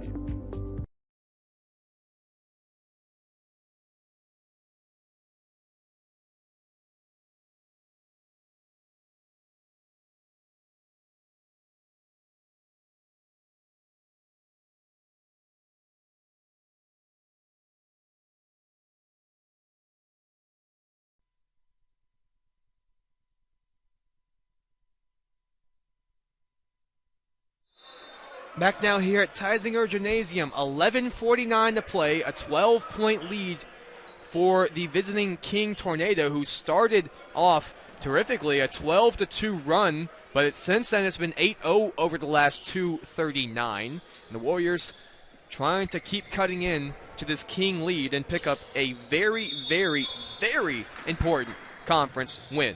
Only time these two teams will meet here this year. King leads the all-time series 5-13, including the last two matchups, 83-76 and 96-86. Bucket there for the Tornado. Lead goes back to 14. Now, you don't see a Potnet on the floor right now on the bench with 3 fouls. This is the time, if you're the Warriors, you need to strike. You need to strike quick. Yep, Matt, you're exactly right. This is his normal rest time, so I'm not sure if it's fouls or just normal rest, but either way, the point it stands. You got to go now. And now on the shot clock for the Warriors as well, as Hallman flies to the basket with 6. That one didn't hit the rim, into the hands of a Tornado either way. This is a call. Maybe a bit of a head bop there, but it will be 1-and-1 free throws already for a call.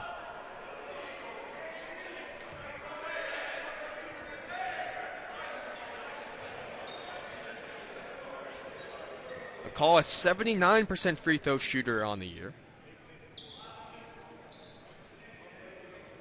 That is tops with minimum requirements involved.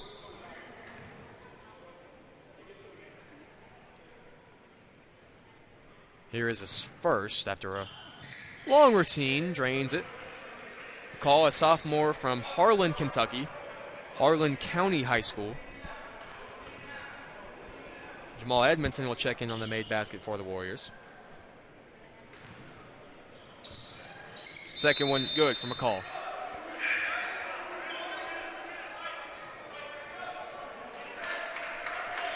(62-46), 11:03 to play. They get it into Smith. Here's Shea, and a bit of a bump there from Elston.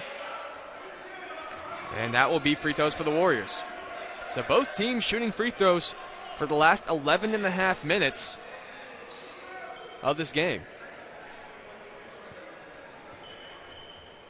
And another 79% free throw shooter heads to the line. This time it's Shea Smith, the junior from Little Rock, Arkansas, transferred in this year from Henderson State University. First one, no good. That's a big missed opportunity for the Warriors.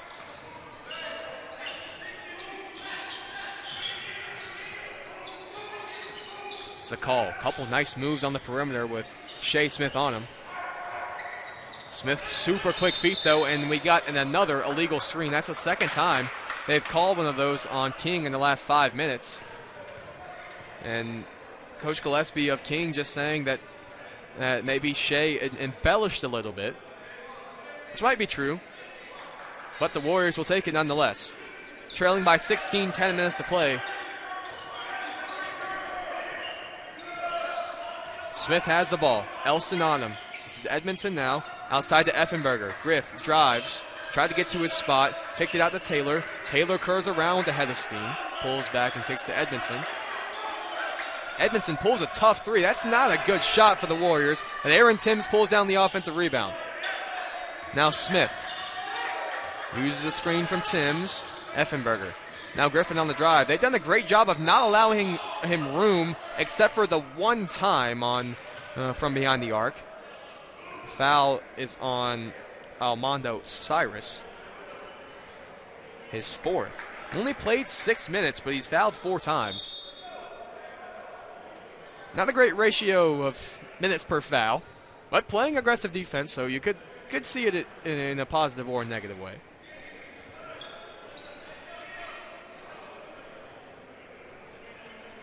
Definitely call it aggressive. 2 shots, or actually 1-and-1 they say for Effenberger. I thought he might have been fouled on the... It looked like it was on the jump shot. They said 1-and-1, but... Well, this nearsighted referee said 1-and-1, but clearly, as he missed, and he'll get a second, that it was 2 shots. So we'll just be 1 here now for Effenberger. Warriors 3 straight misses now from the free throw line. Knocks it down. 15-point lead. A call. Smith on him. Good defense here from Shea.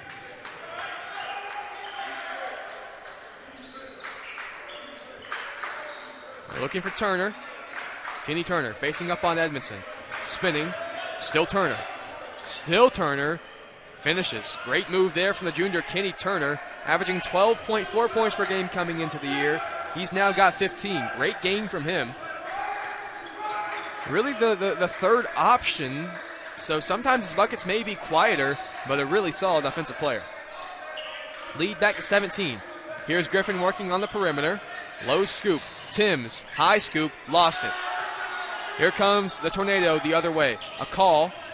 Gonna slow it down and run some clock. Instead, Cullen pulls a straightaway three. High arcing three. Can't connect. Effenberger watches it out of play.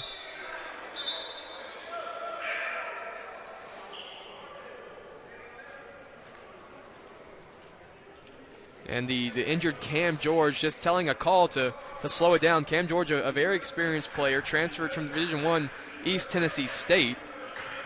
Just telling the Tornado to be more composed on the offensive end as Timms jump stop, left-handed layup, good. Really fundamental move there from Aaron. Aaron now having 13 in the game, leading the Warriors. As he has been for most of the year. The team's leading scorer in points per game at 10.4 coming into today. That number will move up. Here's a call. Nice pass. Outside, Farinloye for three. No good. Rebound Timms. Warriors looking for an opportunity here. Smith inside. Shea came down with it. Kicked it out to Taylor. Can't knock it down. Maybe Smith got rid of it. No one really argued it as much, but Taylor couldn't connect either way. Lead stays at 15. 8:30 to play.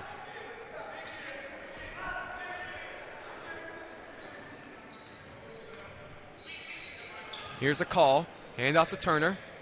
Turner takes a step in, pulls a jump shot, no good. Offensive rebound, Love, poked away by Smith. Here comes Marcus Long the other way. He was bumped by Cullen. That will be free throws for the Warriors. Cullen now with 3 fouls in the game. And just a bit of a teaching moment there for Cullen as he's picked up a couple fouls and took a tough shot. But that's what happens when you have freshmen is they'll have great plays like he had in the first half, and they'll have some learning moments. You don't call them bad plays when they're freshmen. You call them bad plays when they're seniors or juniors, but when they're freshmen, you call them learning moments. But Cullen, really a bright future as well as some of the other players on this King team. A really good shooter, Cullen, 30% coming into the game. As Long knocks down the first. Marcus, a junior from Chattanooga, Tennessee, 76% free throw shooter on the year. Had a great game the other night against Emmanuel off the bench. Got 6 in the game now. Second one good. Leads 13. Warriors trying to chip and chip and chip. Pocknet's back in. It's Timms that's on him right now.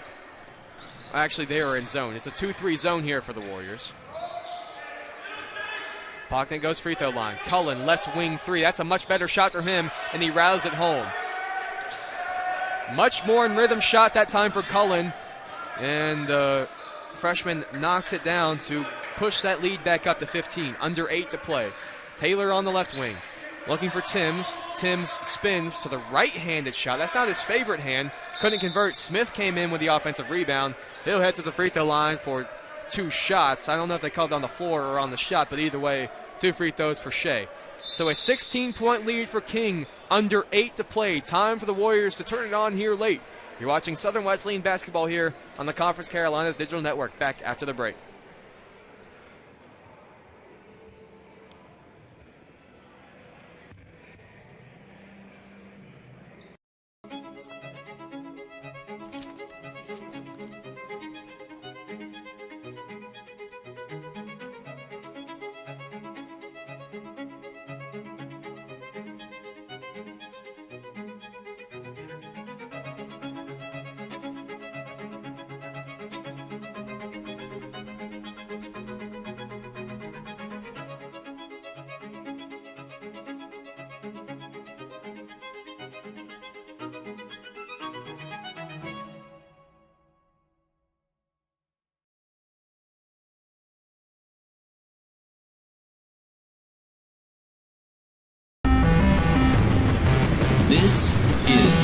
it. Step into community, step into faith, step into life. Step into Southern Wesleyan University.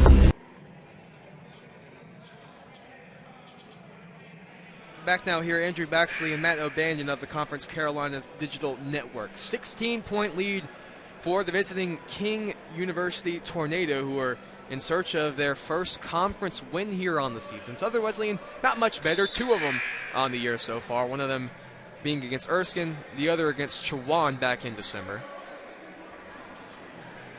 It will be Shea Smith at the free throw line. A 79% free throw shooter on the year. 4 or 5 from the stripe here tonight. Rico Hallman back into the game for the Warriors with the 4 personal fouls.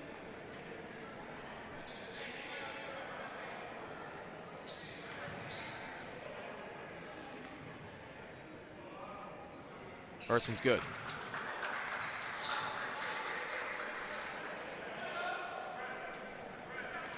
Second here from Shea, the junior from Little Rock, Arkansas. 8.9 points per game. Has 9 here tonight. 7.5 to play. A call splits it to Turner. Now Cullen, right wing, held it. Still 2-3 zone here for the Warriors. This is Pocknet, spinning under the basket, can't finish with the left hand. Tim's the rebound. Now Hallman, Smith up ahead. Shea trying to cut, make a move, and can't finish. Taylor tipped it off the hands. Actually, it was saved in. Still JT with it. Needs some help. Timeout. And it's a great heads-up play there by Coach Hewitt to call the timeout there, because it was nearing 3 seconds in the key for JT. A 14-point lead here for the Warriors. A 60-second timeout, but we'll keep it right here. Matt, what do you think the Warriors need to do to come back in this game here late? A big thing is just mainly playing out, score the ball. A lot of times we're just hold on to the ball too long. We got guys who are cutting inside the paint, getting open. Just need to see that outlet pass and get them open, get a bucket. Also, you're just getting trapped a lot, too, in those corners because they're doubling them up every single time they have the ball isolated. So that's something you just got to look for the open man and find them. And the Warriors have done better controlling the offensive glass of King here in the second half, but the Tornado do lead in points in the paint 34-22, as well as blocks. Warriors yet to record a block here in this game, and King has 4 of them with a 14-point lead, 7:04 here to play. Pocknet still at 18, Akal has 11, Turner has 15, Cullen with 10, so 5 of the 4 Tornado starters are in double digits. Beasley, the 5th, has 9. And Beasley, one of their better free throw shooters, so if this game stays close late, you could see him get over that double-digit mark off some late-game free throws. Will be Warrior ball here. 16 is what is on the shot clock. JT, the inbounder for the Warriors.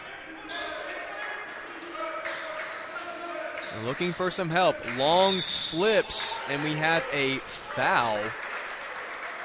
The Warriors might have got away with that one. It was on a call who might have been going the other way if it weren't for the whistle. Instead, Long shooting 2 free throws. That is, as well, the 4th.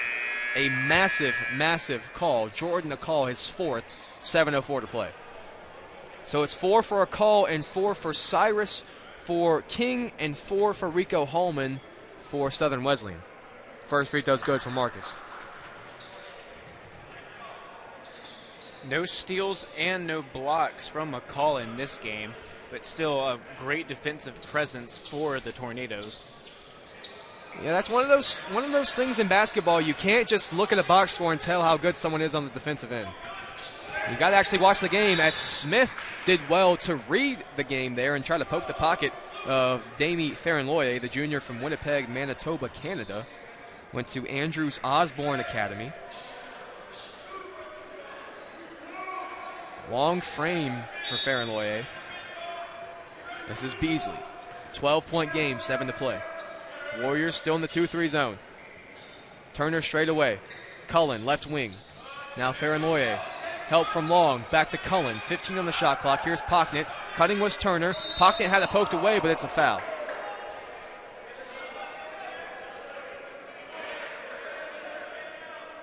on Shea Smith, his third.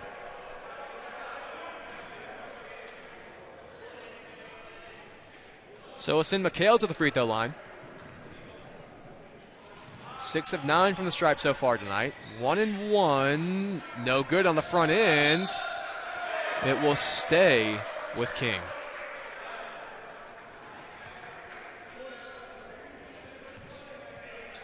That could have been a big rebound there for the Warriors. They'll reset the shot clock to 20.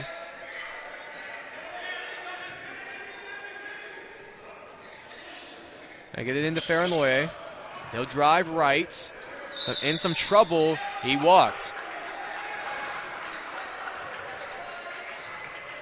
So the Warriors get away with one there, not controlling the defensive rebound. And they could cut the lead to single digits with a 3, or cut it to 10 with a 2. Coach Hewitt says go. Smith obliges. Couple tween dribbles from Shea. They're looking for Timms in the post with Turner on him. Here's Aaron. Want to see him get to that left hand. There it is. Can't finish. Hallman tipped it up into the hands of Farinloye, and here come the Tornado the other way. This is Pocknett. Smith on him on the perimeter. Farinloye back to Pocknett. He's got a mismatch down there, and he shoved down there. That is the correct call. You could see after Smith fell, the extended elbow of Mikhail Pocknett. That will be his 4th. Both him and Hallman in foul trouble. As well as Jordan McCall. McCall's got 4, Pocknett's got 4, Hallman's got 4, Cyrus has 4. Eli Elson checks in for 4. Warriors, same situation. Single digits with a 3, 10 with a 2. Here's Smith. Smith gets a step and gets to the basket, blocked by Beasley. Smith diving for the loose ball out to Hallman. Here goes Rico to the basket with the right hand. Can't finish. Jonathan Taylor is there, and he threw it away. It was deflected, though. Deflected out of play, so Warriors keep possession. It's a roller coaster of emotions here in Tysinger. It is for sure. Warriors right on that edge of really making this one tight again. Timms open. Smith finds him. Aaron, power dribble fouled by Cullen. Probably a good foul, though, from Seth Cullen. It is his 4th, however, though. But Aaron Timms, just a 51% free throw shooter on the year. He's got 13, 6, and 2 assists. 1-1 from the stripe so far tonight. King now having 4 players on their roster with 4 fouls, all in trouble. And Aaron misses the first. 23 total fouls on the Tornado.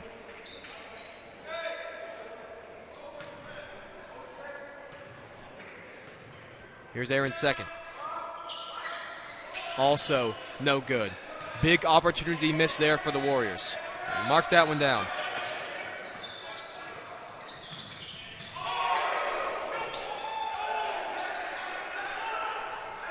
Here's King. Turner, 15. He'll back it out. Warriors back in man-to-man. Elson stepped out.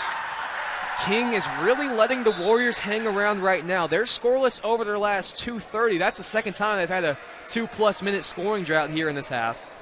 And Coach Hewitt having to play long minutes to these starters. Marcus Long is in there, not a starter, but other than that, these guys are playing a lot of minutes here tonight. Here's Timms working and lost it again. Another opportunity miss for the Warriors.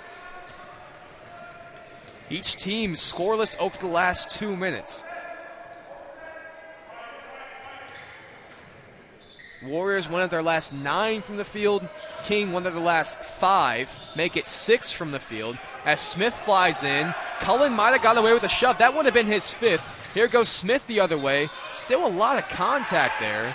Warriors would have liked the free throws more than it even being Cullen's 5th. They desperately need a bucket on this possession. Inside to Hallman. Hallman using his strength, can't finish. Taylor tried to fly in. Beasley lost it out of bounds. Warriors keep possession. And Effenberger will check in for Rico Hallman. Warriors going to try to get to the under 4 timeout without Rico Hallman fouling out. I do expect to see him back in for sure. Just need to escape 23 seconds without him picking up and fouling out. Here's Smith. Effenberger pops. Fouled by the 3. Instead he'll drive. Here goes Griff. Kicks out to Timms. Aaron for 3. It's off. Way off. And ball goes to the Tornado. Now 3:32 scoreless for King and 2:45 scoreless for SWU. Jamal checks in for Aaron Timms. Needing both of those guys inside 4 minutes. Yep, for sure. They'll probably check back in at the under 4 timeout, and they'll probably, barring foul trouble, be out on the floor for the rest of the game. Need those 2 guys late. Need a stop here. Getting late quick. Under 4 to play. This is Beasley. Couple nice moves from him in the open floor. Cullen curls around with Smith on him. Here goes Smith. Trying to drive on Shea. Hangs and finishes. That ends a 3:45 scoring drought for King and increases their lead back to 14. Here goes Jamal. Trying to work on Turner. Edmondson spins, finishes. So much touch on that hook shot from Jamal Edmondson to answer the Cullen layup. Good defense here from the Warriors, though they break the press to Turner and stolen away. That was not touched. That was not touched. We'll see what the refs say, and they give it to the Warriors. So a forced turnover there, and that will send us to our under 4 media timeout, a 12-point game. Warriors need a late comeback here to keep their favorable position in the conference tournament. You're watching Southern Wesleyan basketball here on the Conference Carolinas Digital Network. Back after the break.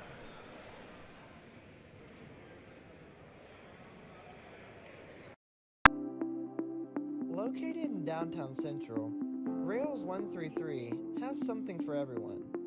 With menus and specials designed by our chef, Trent Kane, our selections can only be best described as upscale Southern comfort foods. Chef Kane uses only the freshest, locally sourced ingredients that have made Rails a destination spot.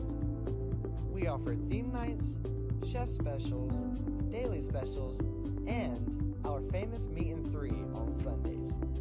Come visit Rails, dine in our lighted patios, or in our railroad-inspired dining areas. Rails 133, where memories are made every day.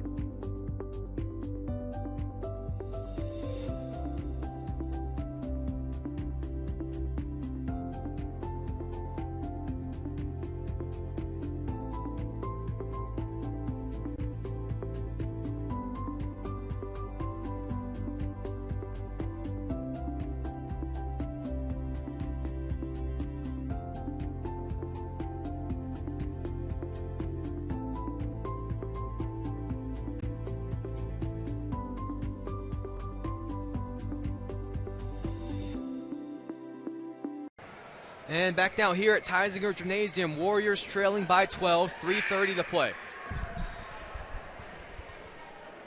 Will be their possession, though, after the King turnover.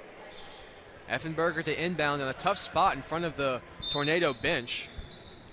The Warriors needing all hands on deck through these last 3.5 minutes of the game if they want to earn their spot in the KPI. Still Effenberger and Long out there. Here is Griff. On the drive, tried to sneak a pass into Jamal, who pushed off. Or was he held? 20. That would be Beasley. So Jamal heads to the free throw line.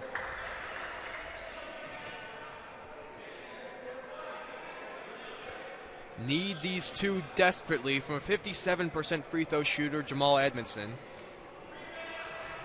Can't knock it down.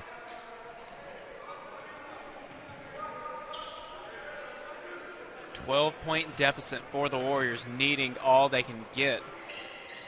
As they get that one from Jamal Edmondson. And they get it into Elson. That was really easy here for Elson, who flies to the basket. Jamal will make him earn it from the stripe.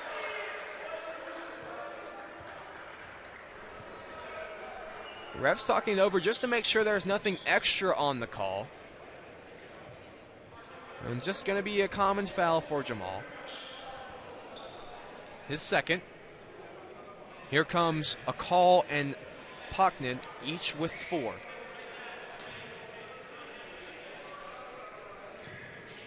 Timms and Hallman still on the bench even after the 4-minute mark. First free throw, no good. From Eli Elson, 55% on the year. Speaking too soon, here comes Timms now. Aaron for Jamal. So Timms, Long, Taylor, Effenberger, Smith.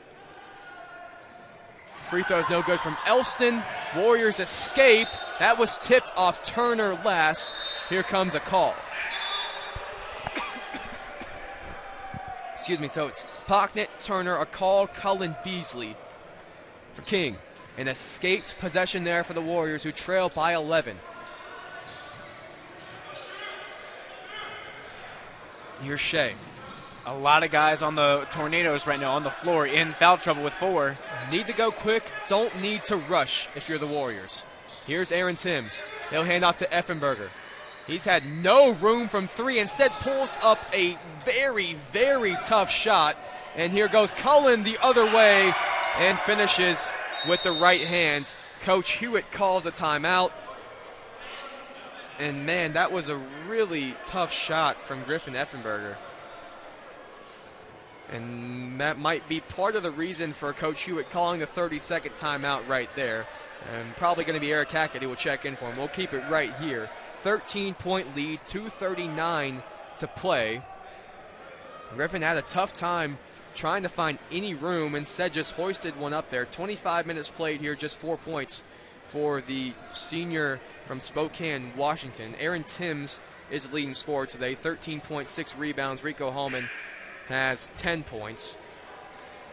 And the Warriors have done a better job of guarding Pocknet over the last 10 minutes. He's still at 18 points, 8 rebounds, 3 steals. Still a really good game, though.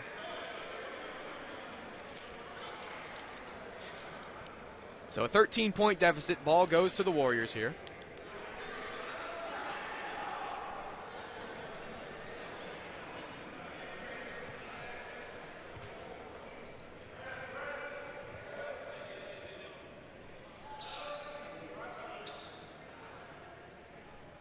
Marcus Long to inbounds. Under some pressure for King.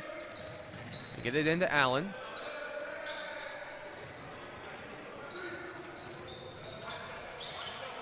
This is Smith. 2:30 to play. Gets a screen from Timms.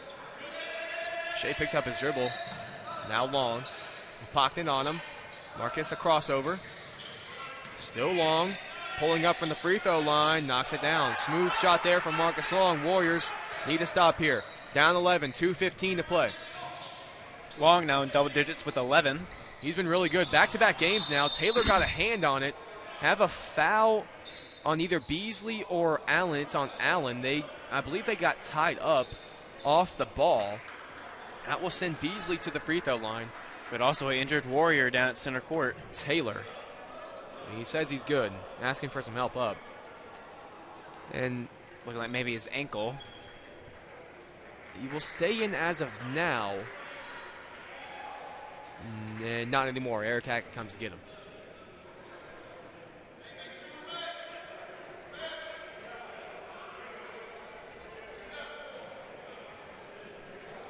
So 2 shots here for Amarius Beasley, the senior from Harvest, Alabama. 65% on the year. He's got 9 in the game. 1 of 1 from the stripe so far. It will be 1 and 1 here. And it's good. So Beasley now in double digits. All 5 starters for the King Tornado are in double digits. Akal has 11. Cullen has 14. Beasley now has 10. A chance to make it 11. Pockton has 18. Turner, 15. That's just something you can't have if you're a Warrior. Second free throw, no good. Pocknet there. Pocknet fouled.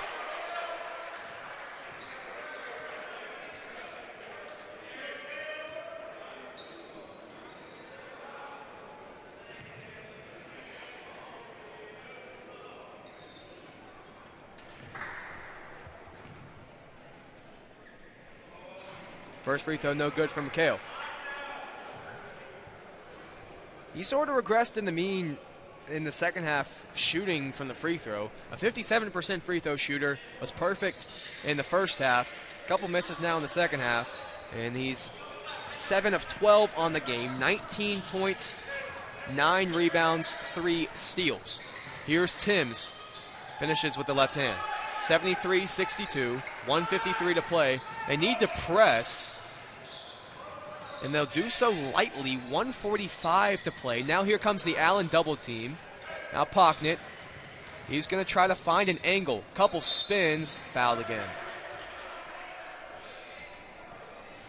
Free throws 13 and 14 coming up for Mikhail from the free throw stripe. Chance to go over 20 for him. He'll take his time getting back to his feet and heading to the charity stripe.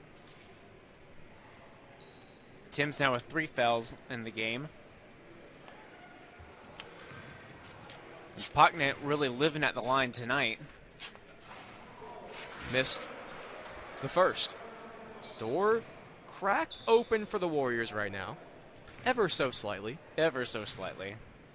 Almost like when you think the fridge is going to close behind you, but it doesn't. It's just barely creeped open. That's what it's like for the Warriors right now, down 12, 1:36 to play. Here goes Smith to the line after he was fouled. 2 shots for Shea.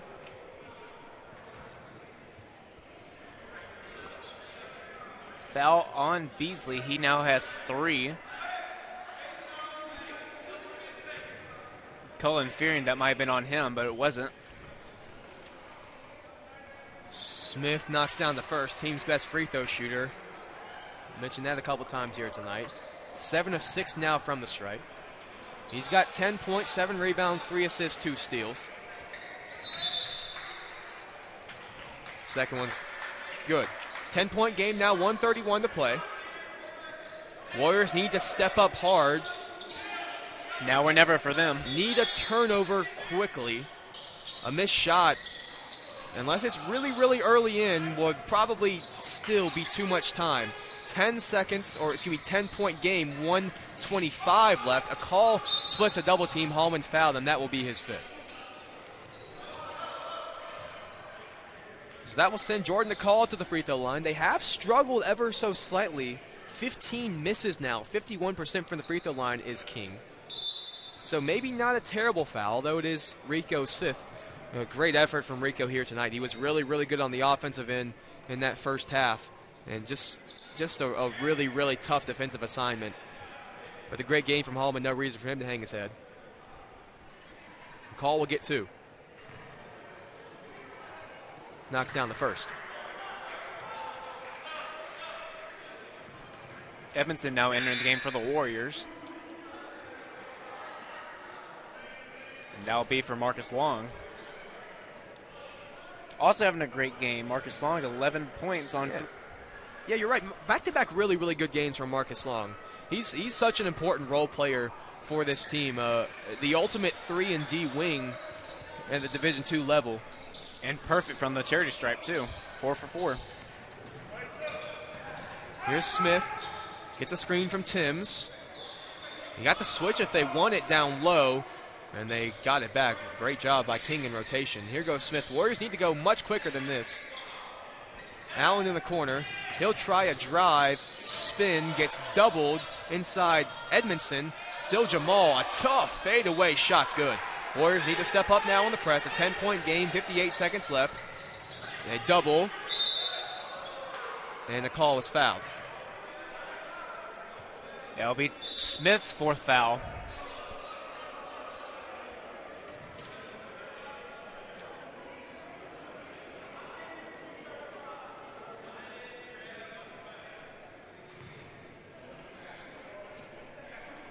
So Call heads back to the free throw line.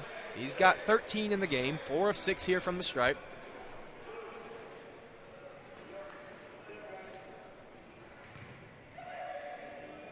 First one's good. Jordan Call, a sophomore from Harlan, Kentucky. 11.4 points per game. 14 points tonight. Could make it 15. doesn't. It's no good off the front rim. Eric Hackett gets the rebound. Pushes it ahead to Smith.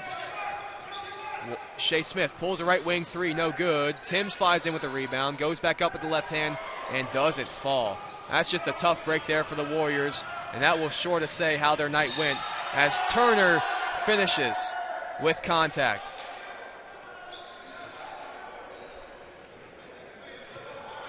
And I think they're going to give him a flagrant foul. They're talking over it right now. You can see the referee who made the call said, I'm going to give him a flagrant one. And they do. They do. So it is going to be a flagrant one assessed for Jamal Edmondson on the push there. So bucket is good for Turner.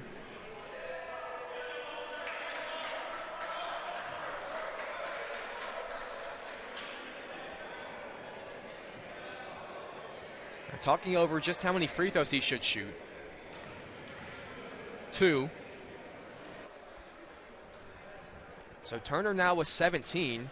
17 and 10 boys. He had a really good game as well.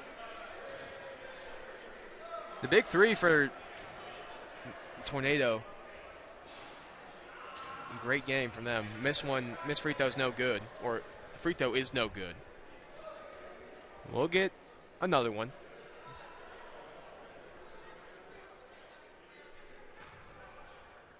Turner, 71% free throw shooter. Pretty good free throw shooter for a big man. Second one's good. And so they will get the ball as well.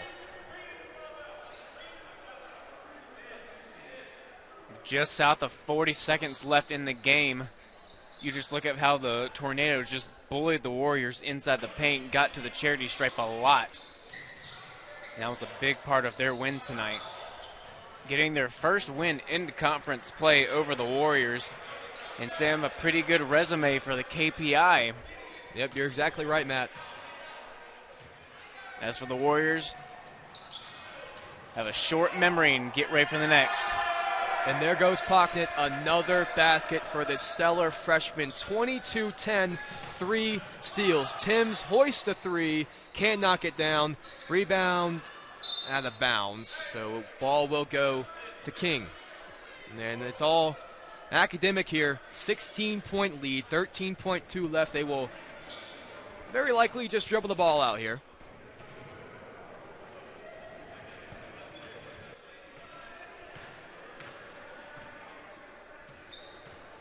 And they will. So an 82-66 win here for King. Matt, we should run over a couple stats that stood out to you here so far, or in this game. Looking at a big one that you just actually mentioned, 22 and 10 from Pocknick. An amazing game from him, an aggressive player, but also the best player on the floor tonight. Had 4 fouls, but he was very smart with it after that 4th foul. Didn't commit anything else, just played great defense and really contested a lot of shots and shut down a lot of our sharpshooters from the Warriors. Yeah, Matt, you're exactly right. That will not do it for our coverage here. We are going to have Coach Hewitt, an interview with Coach Hewitt. As soon as we finish here, I will head down and do that interview with Coach Hewitt. So don't go anywhere. We'll hear from the man behind the performance here for the Warriors tonight. A tough loss for them. Now, of course, you never want to drop a conference game, but King, a very talented team. They're much more talented than their record would say, as we sort of thought, and a good win for them here tonight.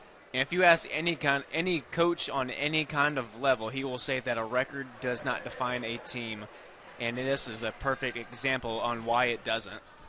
Yep. So Matt, you keep it here, or we'll send it to a commercial break. Either one. I'll head down there and do the interview with Coach Hewitt, and then we'll wrap it up from there. So we'll send it to a commercial break, and then come back with the interview with Coach Hewitt. Don't go anywhere.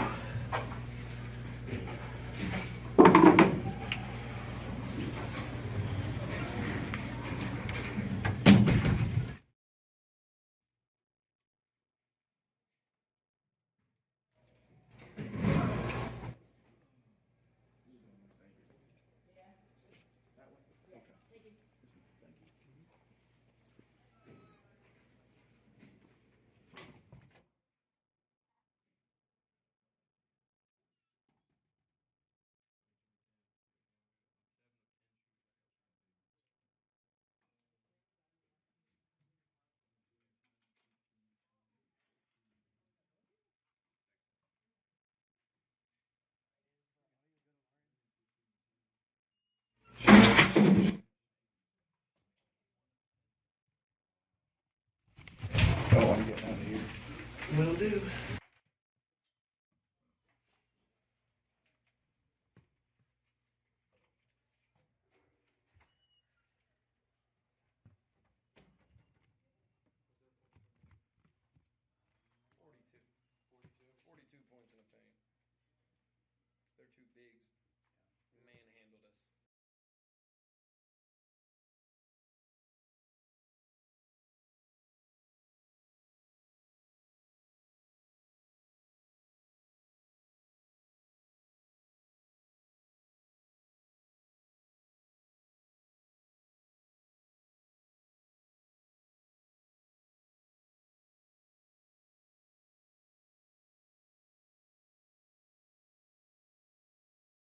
And welcome back now here on the Conference Carolinas Digital Network. Andrew Baxley alongside Warrior coach Brian Hewitt.